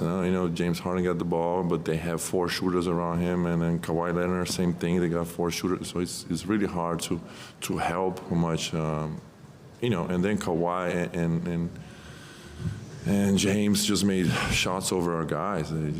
Sometimes that's what's going on, right? Yeah, we forget that. But Kawhi and James, when they want to be, they can be really good. And what I like about that answer is it's kind of hidden in there with the way he said it, but that sounds like a coach that definitely is not upset with the defensive effort that his team gave. Exactly. You look at the box score and you're like, yeah, they did shoot 55%, but Kawhi was hitting shots. James Harden was hitting shots. Batum got a couple that he needed. So, yeah, when the auxiliary guys are getting at you, sometimes you're just going to have a rough night. I mean, Ivica Zubac chipped in 21 points as well. I didn't think that the defense was a problem. The problem in this game and the game against Minnesota was just the lack of shooting when you needed it most. Yeah, and the shooting will come and go. They'll get their shooting going, and it'll be nice. But it doesn't get any easier. Lakers tonight. Utah has played pretty good basketball to start the year, and then they come back home for Denver on Friday. It's a gauntlet. It's a gauntlet, and especially the start of the year with all these games against Western Conference foes. Yeah, I don't think I've ever seen the conference this deep or tough. Might be the deepest West I've ever seen. That's saying something because they've had years where it's been really good. I mean, it's filthy to think that it was pretty close to that last year, but you could realistically be like a 41-41 team and not even make the play-in, depending on how things shape out. The West is absolutely stacked with contenders. Because you've only got one team, and they're playing good Utah that you look at and think, okay, they'll probably focus on draft position, probably. Like Phoenix can be a problem because they got Booker. New Orleans has got a couple of guys that can hurt you. See, but New Orleans was a team, too, when you look over the last few years. Injury bug. Yeah. I mean, if Murphy's healthy and Zion's playing, they got guys who can ball. And then I do not know why. It's because he missed a large chunk of the year with his ailments. But like San Antonio to me is a scary team. Victor Wembanyama, they got good rookies. They drafted well. I mean, that team is they're going to turn heads. They haven't got Fox integrated into that team yet. Like that's a team that's nasty.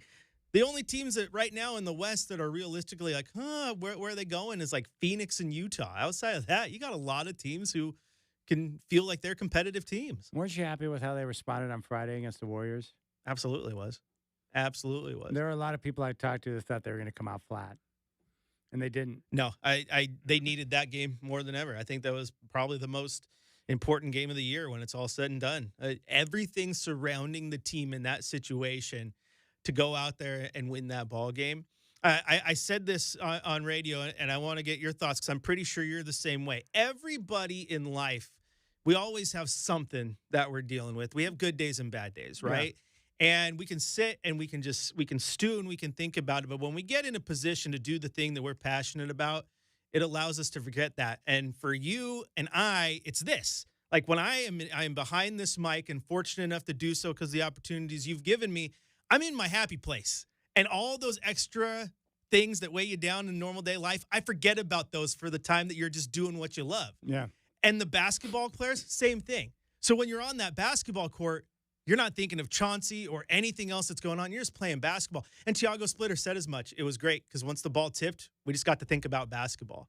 And so to go out there and get the win, and then in the locker room, you're not sulking. You're drowning Tiago in the water because he gets his first win. Those things are important. They really, really are, because as much as we love sports, I think the human element of that can be lost. And the human element is there's a roster there who trusted their coach, and then they had to get let down and told that he's gone for a little bit. Yeah. And have no idea what's going on. So they needed that moment to focus on something else, and that night gave it to them. All right, what'd you make of the Ducks' victory over Wisconsin? Football, baby. It's football. Can we I am struggling, Chad. I am struggling mightily with the modern era of college football fan who gets upset if a game is not 70-10 at the final buzzer. I hate it. You went in there, you dominated Wisconsin for 4 quarters in a just monsoon at Autzen Stadium, where you could tell it was impacting like your center because the snaps from your center were every single one of them was high, and I don't mean that as a Grateful Dead pun. It was a sloppy game for the elements, and the Ducks just absolutely dominated it. And they did the entire second half without Dante Moore because he got clubbed across the nose, and they do it with. And then everyone freaks out like, oh, what about Novosad, and what about this, because they put in the walk-on out of Sheldon. He earned the spot, and he's doing good. Focus on that. Don't focus on the 4 or 5 star that's not getting in. Focus on the guy that's playing well and earned the spot. Yeah. Brock Thomas looks fine, but I thought the Ducks dominated that game, won an ugly football game, but that's football, man. Yeah, sometimes you got to win ugly. That tells me a lot about a team when you can win games in a variety of different ways. Sometimes because of weather, you got to win an ugly game.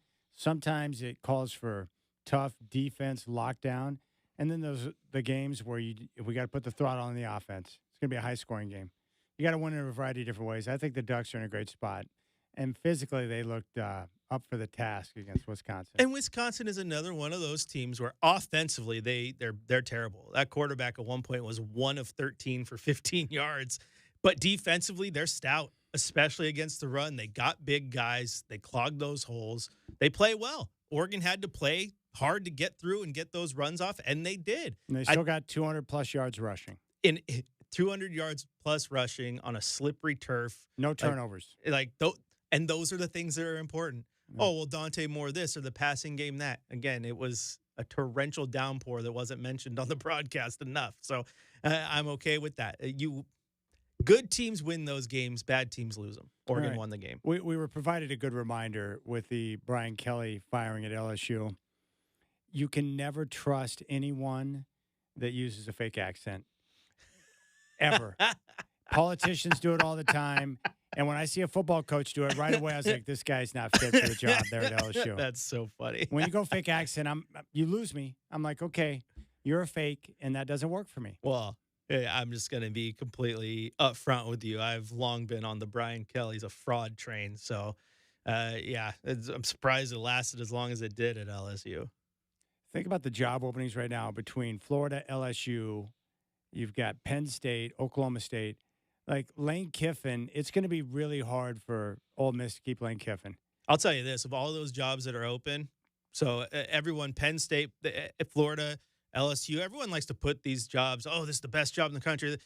I think there's only one of those 3 jobs really makes a guy like Lane Kiffin consider leaving, and it's LSU. I think LSU is a great spot to coach, but they're better also than Florida, right? I think it's better than Florida, and I'd take it over Penn State. I think last 3 coaches at LSU have won national championships. And I think LSU is a great program, but I also think there's something to be said about this whole coaching carousel nonsense, because especially in this era with NIL and what you can do, and you can get boosters behind you. Like, why?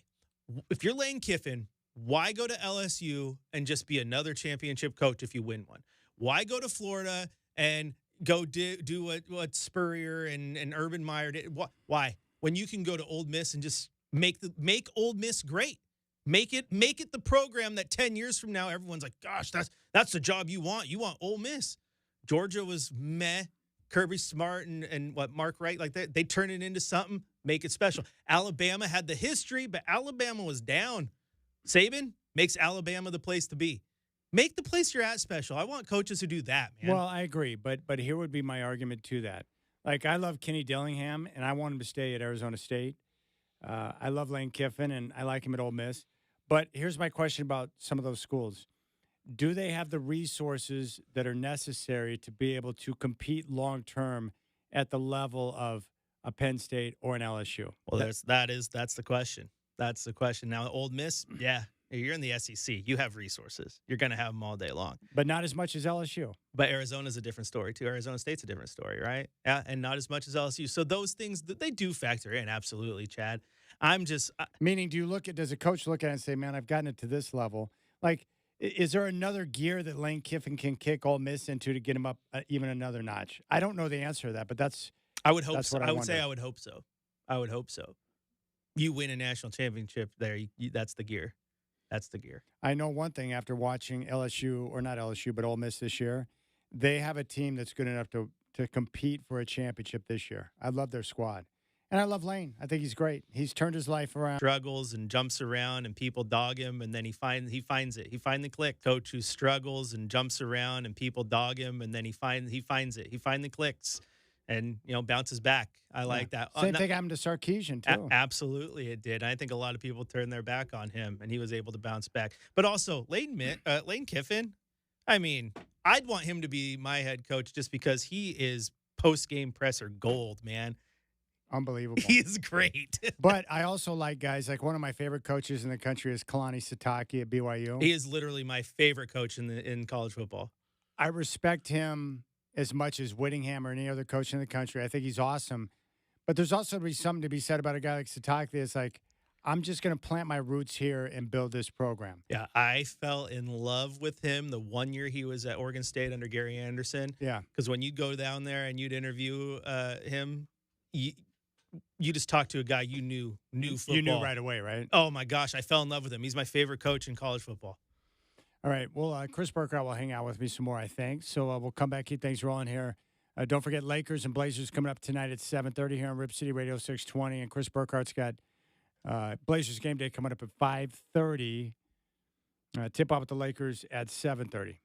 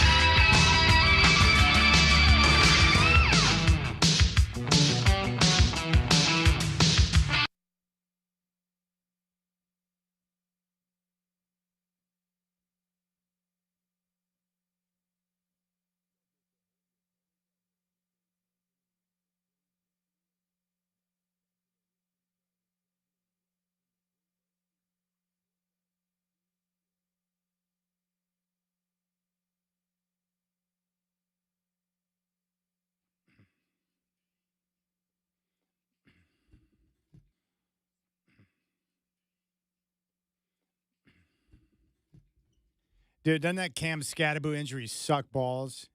Hated that yesterday. It ruined the Sunday, man. I was like, come on. Not that guy. Nah, the injuries always are terrible, but that guy's been he's So been a much fun. breath of fresh air for a franchise that's kind of terrible. Yeah, that needed it badly. And the 49ers, like the injuries, have finally caught up with them yesterday in just a bad matchup against a team with pass rushers and a front seven that gave their offensive line issues. They controlled the clock and put pressure on Mac Jones throughout. And I give Shanahan credit, man. It's been amazing how he's been able to keep that team together in the face of all the injuries they've suffered this year. Wild. I was mentioning this with some 49er listeners, and yeah, I'm not worried in the least. They're 5-3, 3-0 in the division with like half their team on the injured list. I think they'll be the fact that they're even having a winning record at this moment is miraculous. That was a tough game, like you said, tough matchup. I thought the Texans cornerbacks were spot on, and yeah, they send those blitzes, confuse Mac a little bit. And Mac's your backup quarterback. He's been playing well, but he's your backup quarterback. But when you don't have your full complement of weapons to throw the ball to, that's hard for any quarterback not named Tom Brady. What do you think about this game here tonight? So the Dodgers and Blue Jays, Chris, are tied up at 1. And so everything sets up like it looks like a Dodgers series to win, right? Because they're going to get Glass now tonight against Scherzer. Then they'll get Ohtani. Then they go back to Snell, and that sets up if a Game 6 is played back in Toronto where they get Yamamoto out there. It's hard to imagine the Toronto Blue Jays are going to be able to navigate that starting pitching for the Dodgers. Yeah, it's gonna be hard to do. This will be a good one. Scherzer's still got it. I love the when you got the 2 eye colors and the madman look, and you yell at your manager because you want to stay on the mound. I love that guy. But this is going to be an interesting series the rest of the way. You saw it in Game 1. The thing about this Toronto lineup that's dangerous is that if you are having even the slightest off night pitching, they will hammer you 1 through 9. If you leave anything hanging over the plate, your breaking stuff doesn't break, they will hammer you. You have to absolutely be on as a pitching staff. I agree, and I respect them. They're a scrappy group, too. And then you got the star power Springer and Vlad who can, they're as good as anybody and as clutch as anyone in the game. I think it's going to – I thought it going in that, the Dodgers, I think, will win the series, but it's going back to Toronto. There's no way the Dodgers are going to sweep out the 3 games here at home. No, I definitely think it goes back to Toronto. And, yeah, the Dodgers probably win. That team's stacked for a reason. They wanted this. As Dave Roberts said, let's go win 4 more and ruin baseball. So it's what it is. But the Dodgers are built well, too. The Raptors, excuse me, not the Raptors, NBA brain. The Blue Jays there, it's just the pitching. I just don't know if they're going to survive getting through that Dodgers lineup all the way through this series. Yi Savage has been great. I've really liked him, but outside of that, it's just so-so. Scherzer's going to be good, but what Scherzer are you going to get? It's just crazy what that Dodgers lineup's going to give you. They're going to give you one of the best pitchers and hitters in the entire series, and that's just in one player. What do you got coming up on game day? What are you going to focus on before the Laker game tonight? Oh, we're going to obviously talk about that game last night, break down what we thought, talk about that defense. I think the defense has been as advertised, and Coach Splitter keeps talking about that this is, that's their identity, and they're going to keep building on it. And then try to find ways that he can put his stamp on this team for as long as he's the head coach and own this thing. I love him as an assistant coach, was very excited when they hired him, and circumstances have thrown him into the spotlight here, and I want to see what he does with it. I'm as interested to see how Tiago Splitter coaches as I am to see how the players play. Yeah. I like Tiago so far. The one message he's given that I like is that, hey, we're going to compete. And that's all I need to hear. You go out and compete every night with what we've seen through the first 3 games. But I also like his style because he's very matter of fact. You and I were laughing about it, but when he was asked before the game on Friday, hey, how was practice? Not good. Yeah. Yeah, not good. We've been through hell over the last 48 hours, but he's very matter of fact, and I can see why players respect him and like him. Yeah. I think it kind of comes a little bit from, he played with Pop, and Pop was very basketball.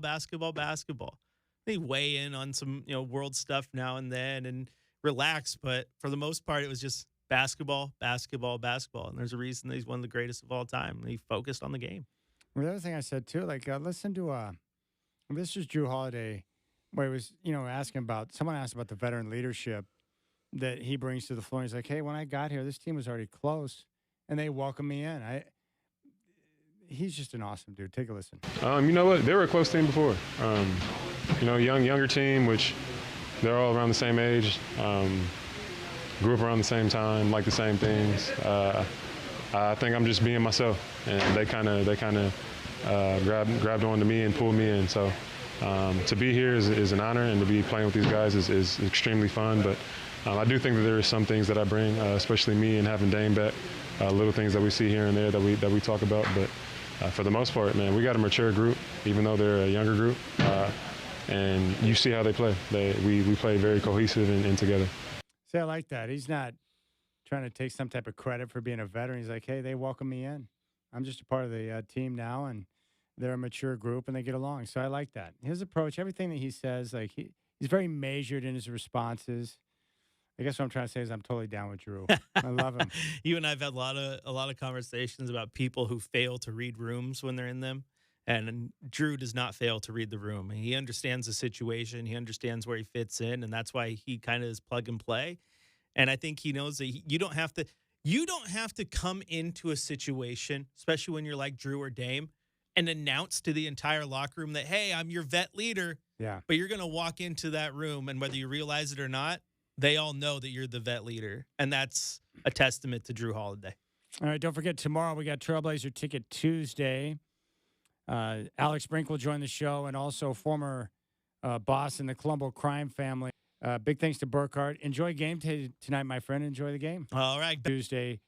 Big thanks to Burkhardt. Enjoy game day tonight, my friend. Enjoy the game. All right. Better go prep. All right. Chris Burkhardt's got game day coming up at 5:30. Oregon State interim coach Rob Akey coming up next here on the Rip City Drive.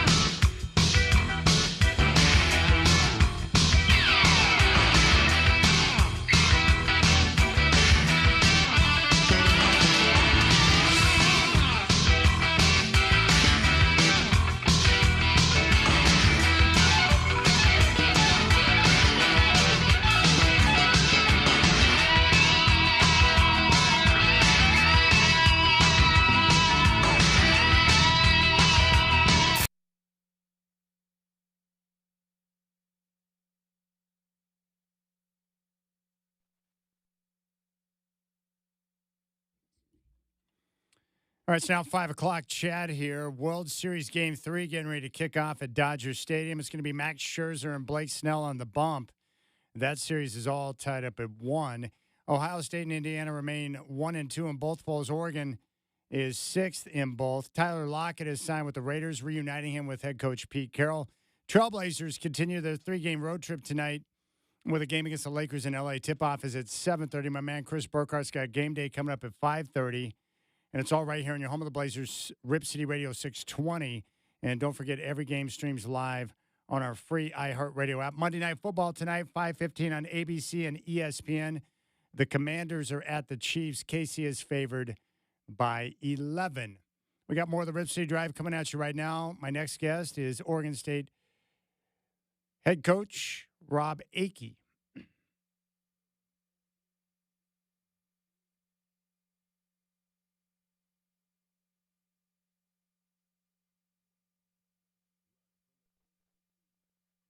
Week, the Oregon State Beavers are getting ready to meet up with Washington.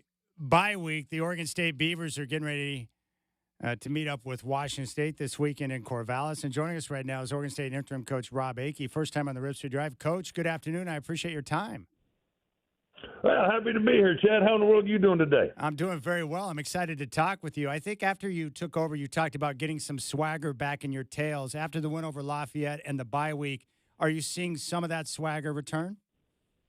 Well, I tell you what, I saw some guys smile again, and that was, I think that was really, really important, and I think that it has really, really helped. And I think, that was one thing that was kind of cool is that as that game went on, we talked about at halftime it was kind of an uncomfortable situation, but then come out in the second half and you watch guys, and as it continued to unfold, you saw guys start to play a little more free, and we started making more things happen, and some confidence came about, and being able to smile after a ball game was, I think, an important thing. I think there was a lot of weight that were on a lot of shoulders, if that makes sense what I'm saying. So I think it was a good step in the right direction, and then I also think the bye week, was an important thing for us at an important time because you had 4 weeks of training camp and then all those games in a row, and there was a lot of banging and obviously a lot of stress and a lot of things went into the minds at that point in time. So we were able to, take some of the banging off of them this last week and give them an opportunity to get the bodies feeling good again and get minds back to being good again. And hopefully we are. I like to think, yes, we are starting to get some swagger back in it, and we just got to pay attention to what we do day by day so we can try to build off that, if that makes sense what I'm saying. Yeah, no, it does. I understand that, and it's nice to be fresh and get that bye week now, and, that should help them be better prepared for the game against Washington State. I think the word you used after the dismissal of Coach Bray was, it was like a funeral. And, of course, Coach Bray was beloved by so many players and people around the program, and I understand that. So, and you've got a lot of coaching experience. Like, how do you know how to walk a program and a group of young men through that type of process? Did you lean on people that you knew and respected, or how'd you go about, the step-by-step process to get through that dark time to where you're at now? Well, I did. I talked to a lot of people, that have got experience, having been in that situation before or in that chair before, and any kinds of words of advice, and then also kind of looking at our guys and seeing what felt like what they needed, and they needed some encouragement. They needed something to be able to help pull some focus on and to be able to move forward. So yeah, I'm a long ways away from having all the answers, so I tried to talk to as many folks as I could, but believe in what we're doing, and I thought our coaching staff did a great job of being, getting upbeat when we got around the guys, because it was hard for the coaches too. It is hard for the coaches too, and we're all in the same boat. And that's what we've talked to the team about. We're in this thing together, and this is how we can get ourselves through it. And you can take a look at what happens to you in life, and it's about how you deal with it, not what happens. And if you deal with it the right way, you give yourself a chance. And if you can find a way to find the good, and that helps maybe somebody else that hasn't found the good yet. And what we can do is try to pay attention to be the best self that I can be, because if I can do that well, then you can count on me, and if we can count on each other, then we've got ourselves a chance. And so us uniting and doing it together is kind of the way that we've worked to go about this. And I think as we can keep it going that way, and then as you start having some success, then you start to feel better about it, and you can take that from each rep, and you just really need to do it a day at a time. Because I can't do anything about tomorrow, just like in the ball game, I can't do anything about the next play or the last play, but I can certainly be the best me I can be on the given play I got, and that's the focus and the attack we're putting on this. You mentioned, how you deal with, adversity, how you deal with the situation. I'm a big believer in ground cover work and finishing a job I started. Did you share something similar with the guys when you talked to them about sticking it out and the value of seeing something through instead of sitting the rest of the year out? Like, how did you deal with that? Well, there's a lot of what we did do was, we talked about finishing what we started together, because these guys have got so much invested in it, and everybody does. But you talk about the players; they're the ones that are most important. They're the ones that are walking it and living it and playing it, and they've been invested in this for long back before the season even started. You go clear to last winter in the off season, the spring ball and summertime, and all the workouts and all those things, and they've sweat together, and they've worked together, and they've toiled together, and so being able to work united to be the best that they can be, and that's how we can help pull ourselves through it. And and then the bottom line is there's that point in time there's 5, now there's 4 opportunities left that they could put something on tape to if they get a new coaching staff in here, you've got that opportunity to put good stuff on tape. They can say, hey, we want to keep you here.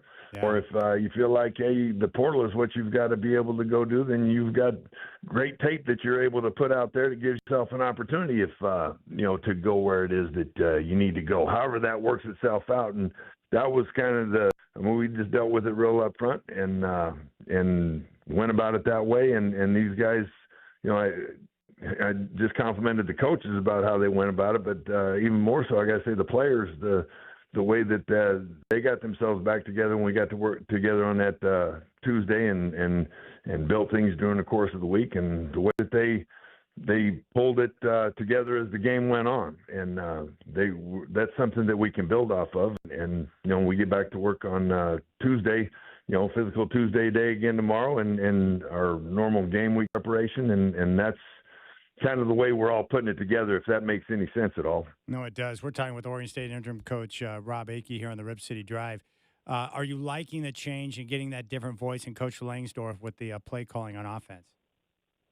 Well, I look at it this way. I mean, we had the coaching staff took a couple of hits, and those hits that that took place ended up, we lost a special teams coach, we lost a head coach, we lost a linebacker coach, we lost a defensive coordinator, play caller, and we got to get the most out of all of us that are here together. And so our approach has just been trying to, hey, we can build this plan together in all 3 phases of the game, and go make it happen. There's a different, the words might be coming out of somebody's mouth different in each of those 3 phases of the game, but the bottom line is that we all built it together, and got good coaches with good minds that can make something happen. And I think it got off to the best that it could, and it's something that's got to continue to grow, and we've been growing in the middle of it.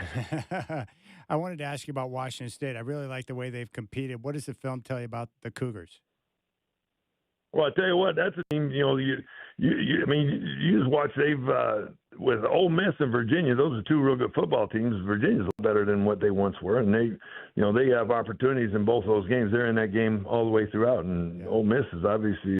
I mean, they're a big, good team, and so they've done some very good things there. And then and then they had a battle this last weekend with Toledo, and you watched the way. You kind of saw them develop over the course of the season. And it looks like they're kind of finding their way into, maybe who it is that they are, if that makes sense. And but I think they probably have got some. I don't think probably. I think you got to see they've got some confidence built in the fact that they were able to bang in some of those games, and that's those are 2 tough situations. I'm talking about those 2 long travels and Virginia and the Ole Miss teams. Those those are big battles and big games. And really, the Virginia game, it was it was a special teams communication really that put them in a bad spot. That's how they ended up getting the safety that made the difference in the ball game there late. So, I got to believe, looking at them, that they're a team that's probably gaining confidence in who it is they are. They've settled in on a different quarterback than they started the season with, and he's a good player, and he was a good player before he went there. And so they've probably feeling pretty good about themselves, would be my guess. Washington State, Oregon State this Saturday. Kickoff at 4:30. Pregame will start at 2:30 on your home of the Beavers, 1190 KEX. It's interim head coach Rob Akey here on the Rip City Drive. Coach, I really appreciate your time, and I wish you nothing but the best. I really want to see you have great success with this group and the work you've done with the young men throughout this process so far. I wish you nothing but the best. Well, I really appreciate that, and we do too, man. And the big thing is just I want to see these kids have good to smile, play these guys twice to try to get yourself a chance to win the division title and go to the playoffs. And we get a chance to play these guys twice. And if we try to get yourself a chance to win the division title and go to the playoffs, and we get a chance to play these guys twice. And if we can do well twice against these guys, we got a chance to be the Pac-12 champions or the Pac-2 champions, however you want to look at it. So we can find some things that are good to play for, and that's what we're excited about. And we're going to give these guys everything they got so they can go out and be the best that they can be. And really appreciate you guys and everybody in the Beaver Nation sticking with these guys, and we're going to make it some fun for y'all. All right, that sounds great. Enjoy the week of preparation, and we'll catch up soon, Coach. All right, thanks, bud. All right, you got it. There's Coach Akey, interim head coach, stepping into a tough job with Oregon State. It is 5:11 on the Rip City Drive. All right, big thanks to Coach Akey. Great to catch up with him for the very first time as Oregon State continues to press through a very difficult season. I want to turn my attention to the Trailblazers right now. Chris Burkhardt's got game day coming up at 5:30, and then I'll have the network pregame show at 6:30. Tip-off with the Lakers tonight in Los Angeles, coming up at 7:30 as the Blazers continue this miniature three-game road trip. Last night in L.A. against the Clippers, tonight against the Lakers, and Wednesday they'll be in Utah to meet the Jazz. That game's going to tip off at 6 before they return home to take on Jokic and the Nuggets Friday at Moda Center. Now, I don't understand what the panic is, and I realize this might be a small minority of Trailblazer fans out there, but there were a lot of people last night freaking out after the 7-point loss to the Clippers, mainly because of Shaedon Sharpe. And his offense over the last, couple of games, first 3 games of the year, has not been good. He has not shot the ball well. He's not shooting the ball well from the floor. He's not hitting his threes. There's just a lot of issue with his offense. And my thought is it's 3 games. That's not even a sample size. The season has just begun. There's no reason to freak out or panic about anything. Guys are still finding their groove. And I think what I've seen is exactly what I told you before the year began in my projections and predictions for the year. I really thought that the defense would be way ahead of the offense early in the season because they're learning a brand new offensive system that was installed by a Trailblazers assistant, Tiago Splitter, who's now the acting head coach. Last night, Sharpe, in 32 minutes, 7 of 24 from the floor. He was 1 of 9 from downtown, 5 rebounds and an assist. He finished with 19 points. That's not good. Those are not good numbers for Shaedon. And it's been like that over the first, couple of games of the year. So I'm not concerned about it whatsoever. 3 games, he's shooting 28% from the field, 20% from downtown. What you have to remember with NBA players, and it happens to all of them.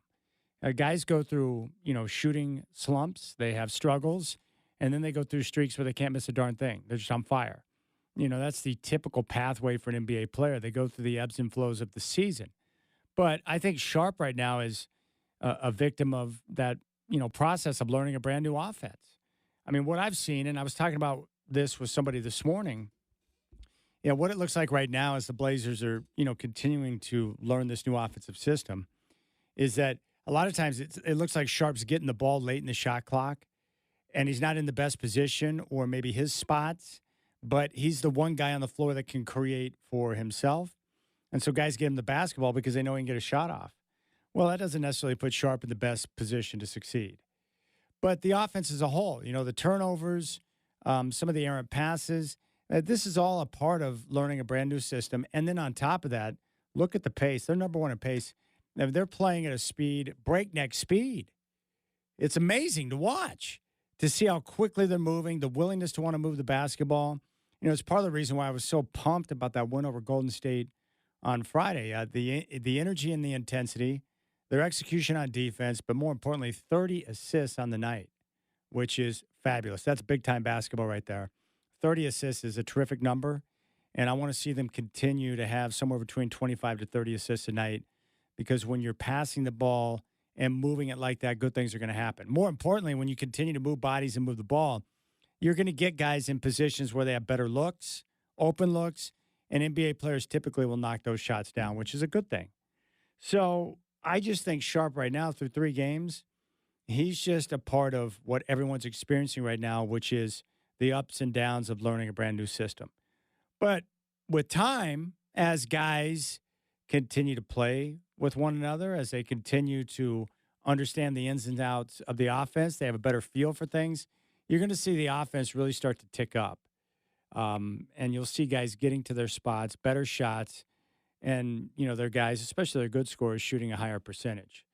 But what I would say with Sharp is look at the intensity that he's playing with on both ends. Being in better position defensively, being committed to that end. I'm not saying he's the team's best defender, but, he's in the right spot and he's playing his ass off. I don't know what else you want from the guy. And once the shots start to fall at a more typical rate for Sharp, people are going to fall in love with what he's doing out there on the floor right now. But overall, through 3 games, 1 and 2, I couldn't care less about the record. I think they're going to win tonight, and they'll be 2-2 after 4 games. But they're 1-2 right now. I couldn't care less. What I care about is the fact they're playing basketball the right way. And there was times last night where you could see the Clippers. They didn't want any part of that. They didn't want to go out there and run and have to work their tail off. They didn't want to deal with the pace and the pressure that the Blazers are putting on them. Especially in that second quarter where the Blazers just run roughshod over the Clippers and took that lead into halftime. But the Clippers did a good job of responding in that second half, playing, more or less bully ball. But the Blazers are playing the right way. Their efforts are in the right spots. And when you have a team that's that deep with so many different guys who can play, they're going to be just fine. I just think they're in a great spot. And they're doing all of this in the face of kind of an unfortunate storm that they did not bring upon themselves. The season kicks off, 1 game in, you lose your head coach. And you've got an acting head coach in Tiago Splitter. How bizarre a world is that? But yet they responded well on Friday, and they played well enough to win last night. They shot 37%. I think a lot of times coaches will say it's a make-or-miss league to make excuses for, other issues that might be going on. But I think last night was a case of, they just didn't make shots. They didn't hit threes. They didn't shoot their field goals well. I think it was 37% for the game. That's just not good enough against a lot of teams in the Western Conference with the type of players they have. So you bounce back tonight, get the win against the Lakers, and you move on and get ready for Utah. But the overall arching theme, and I think the majority of people see this, is when you watch them play right now, they're fun to watch. They play really hard, and they're getting after it defensively.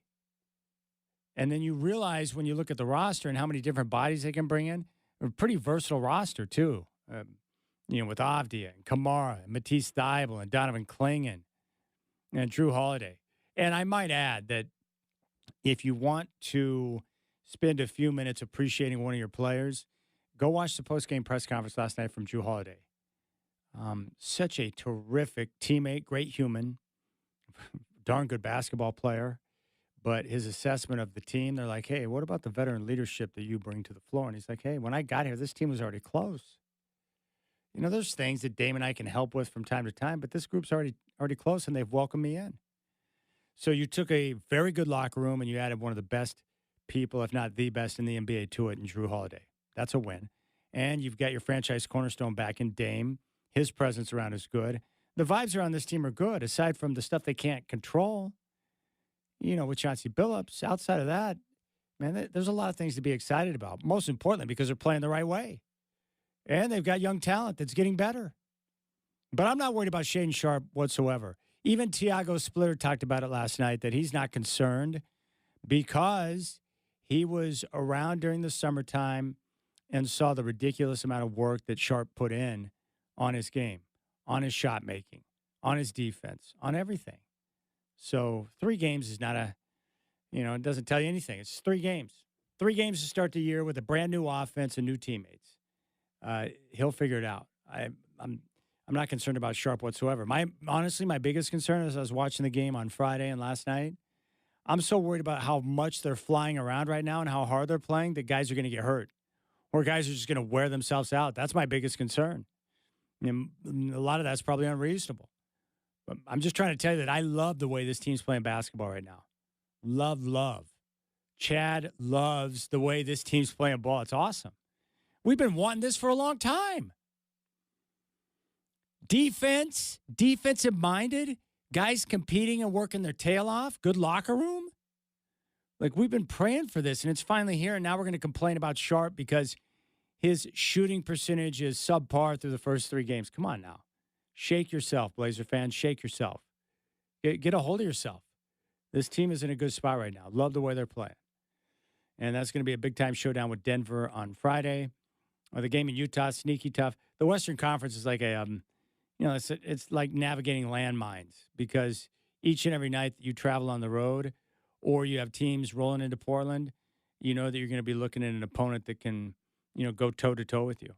And it's crazy, but it's just the way it is. So I'm pretty excited. Really excited. And Tiago Splitter, I think, so far, I like what I'm hearing from him.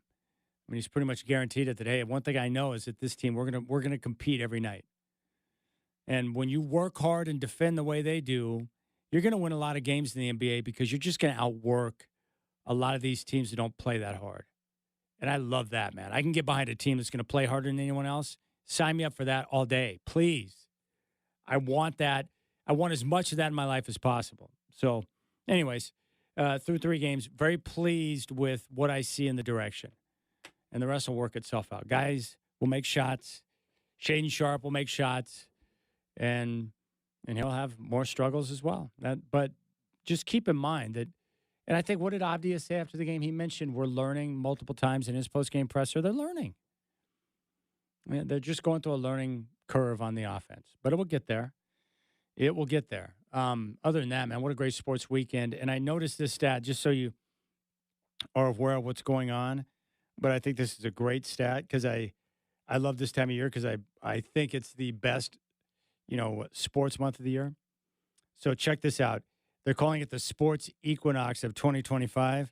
For the first time and last time this year, and for the 32nd time in history, the NFL, MLB, NBA, and NHL will all play games tonight, with the MLS throwing in a couple of playoff games for good measure. In total, 17 games will begin over the course of the next few hours.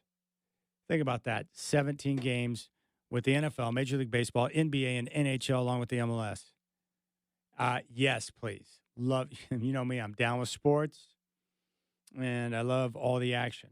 And I was also very happy that the genius Sean Payton finally got the offense going yesterday for Denver. And I've had people say, well, Chad, the Cowboy defense is terrible. Yeah, the Cowboys aren't a good team.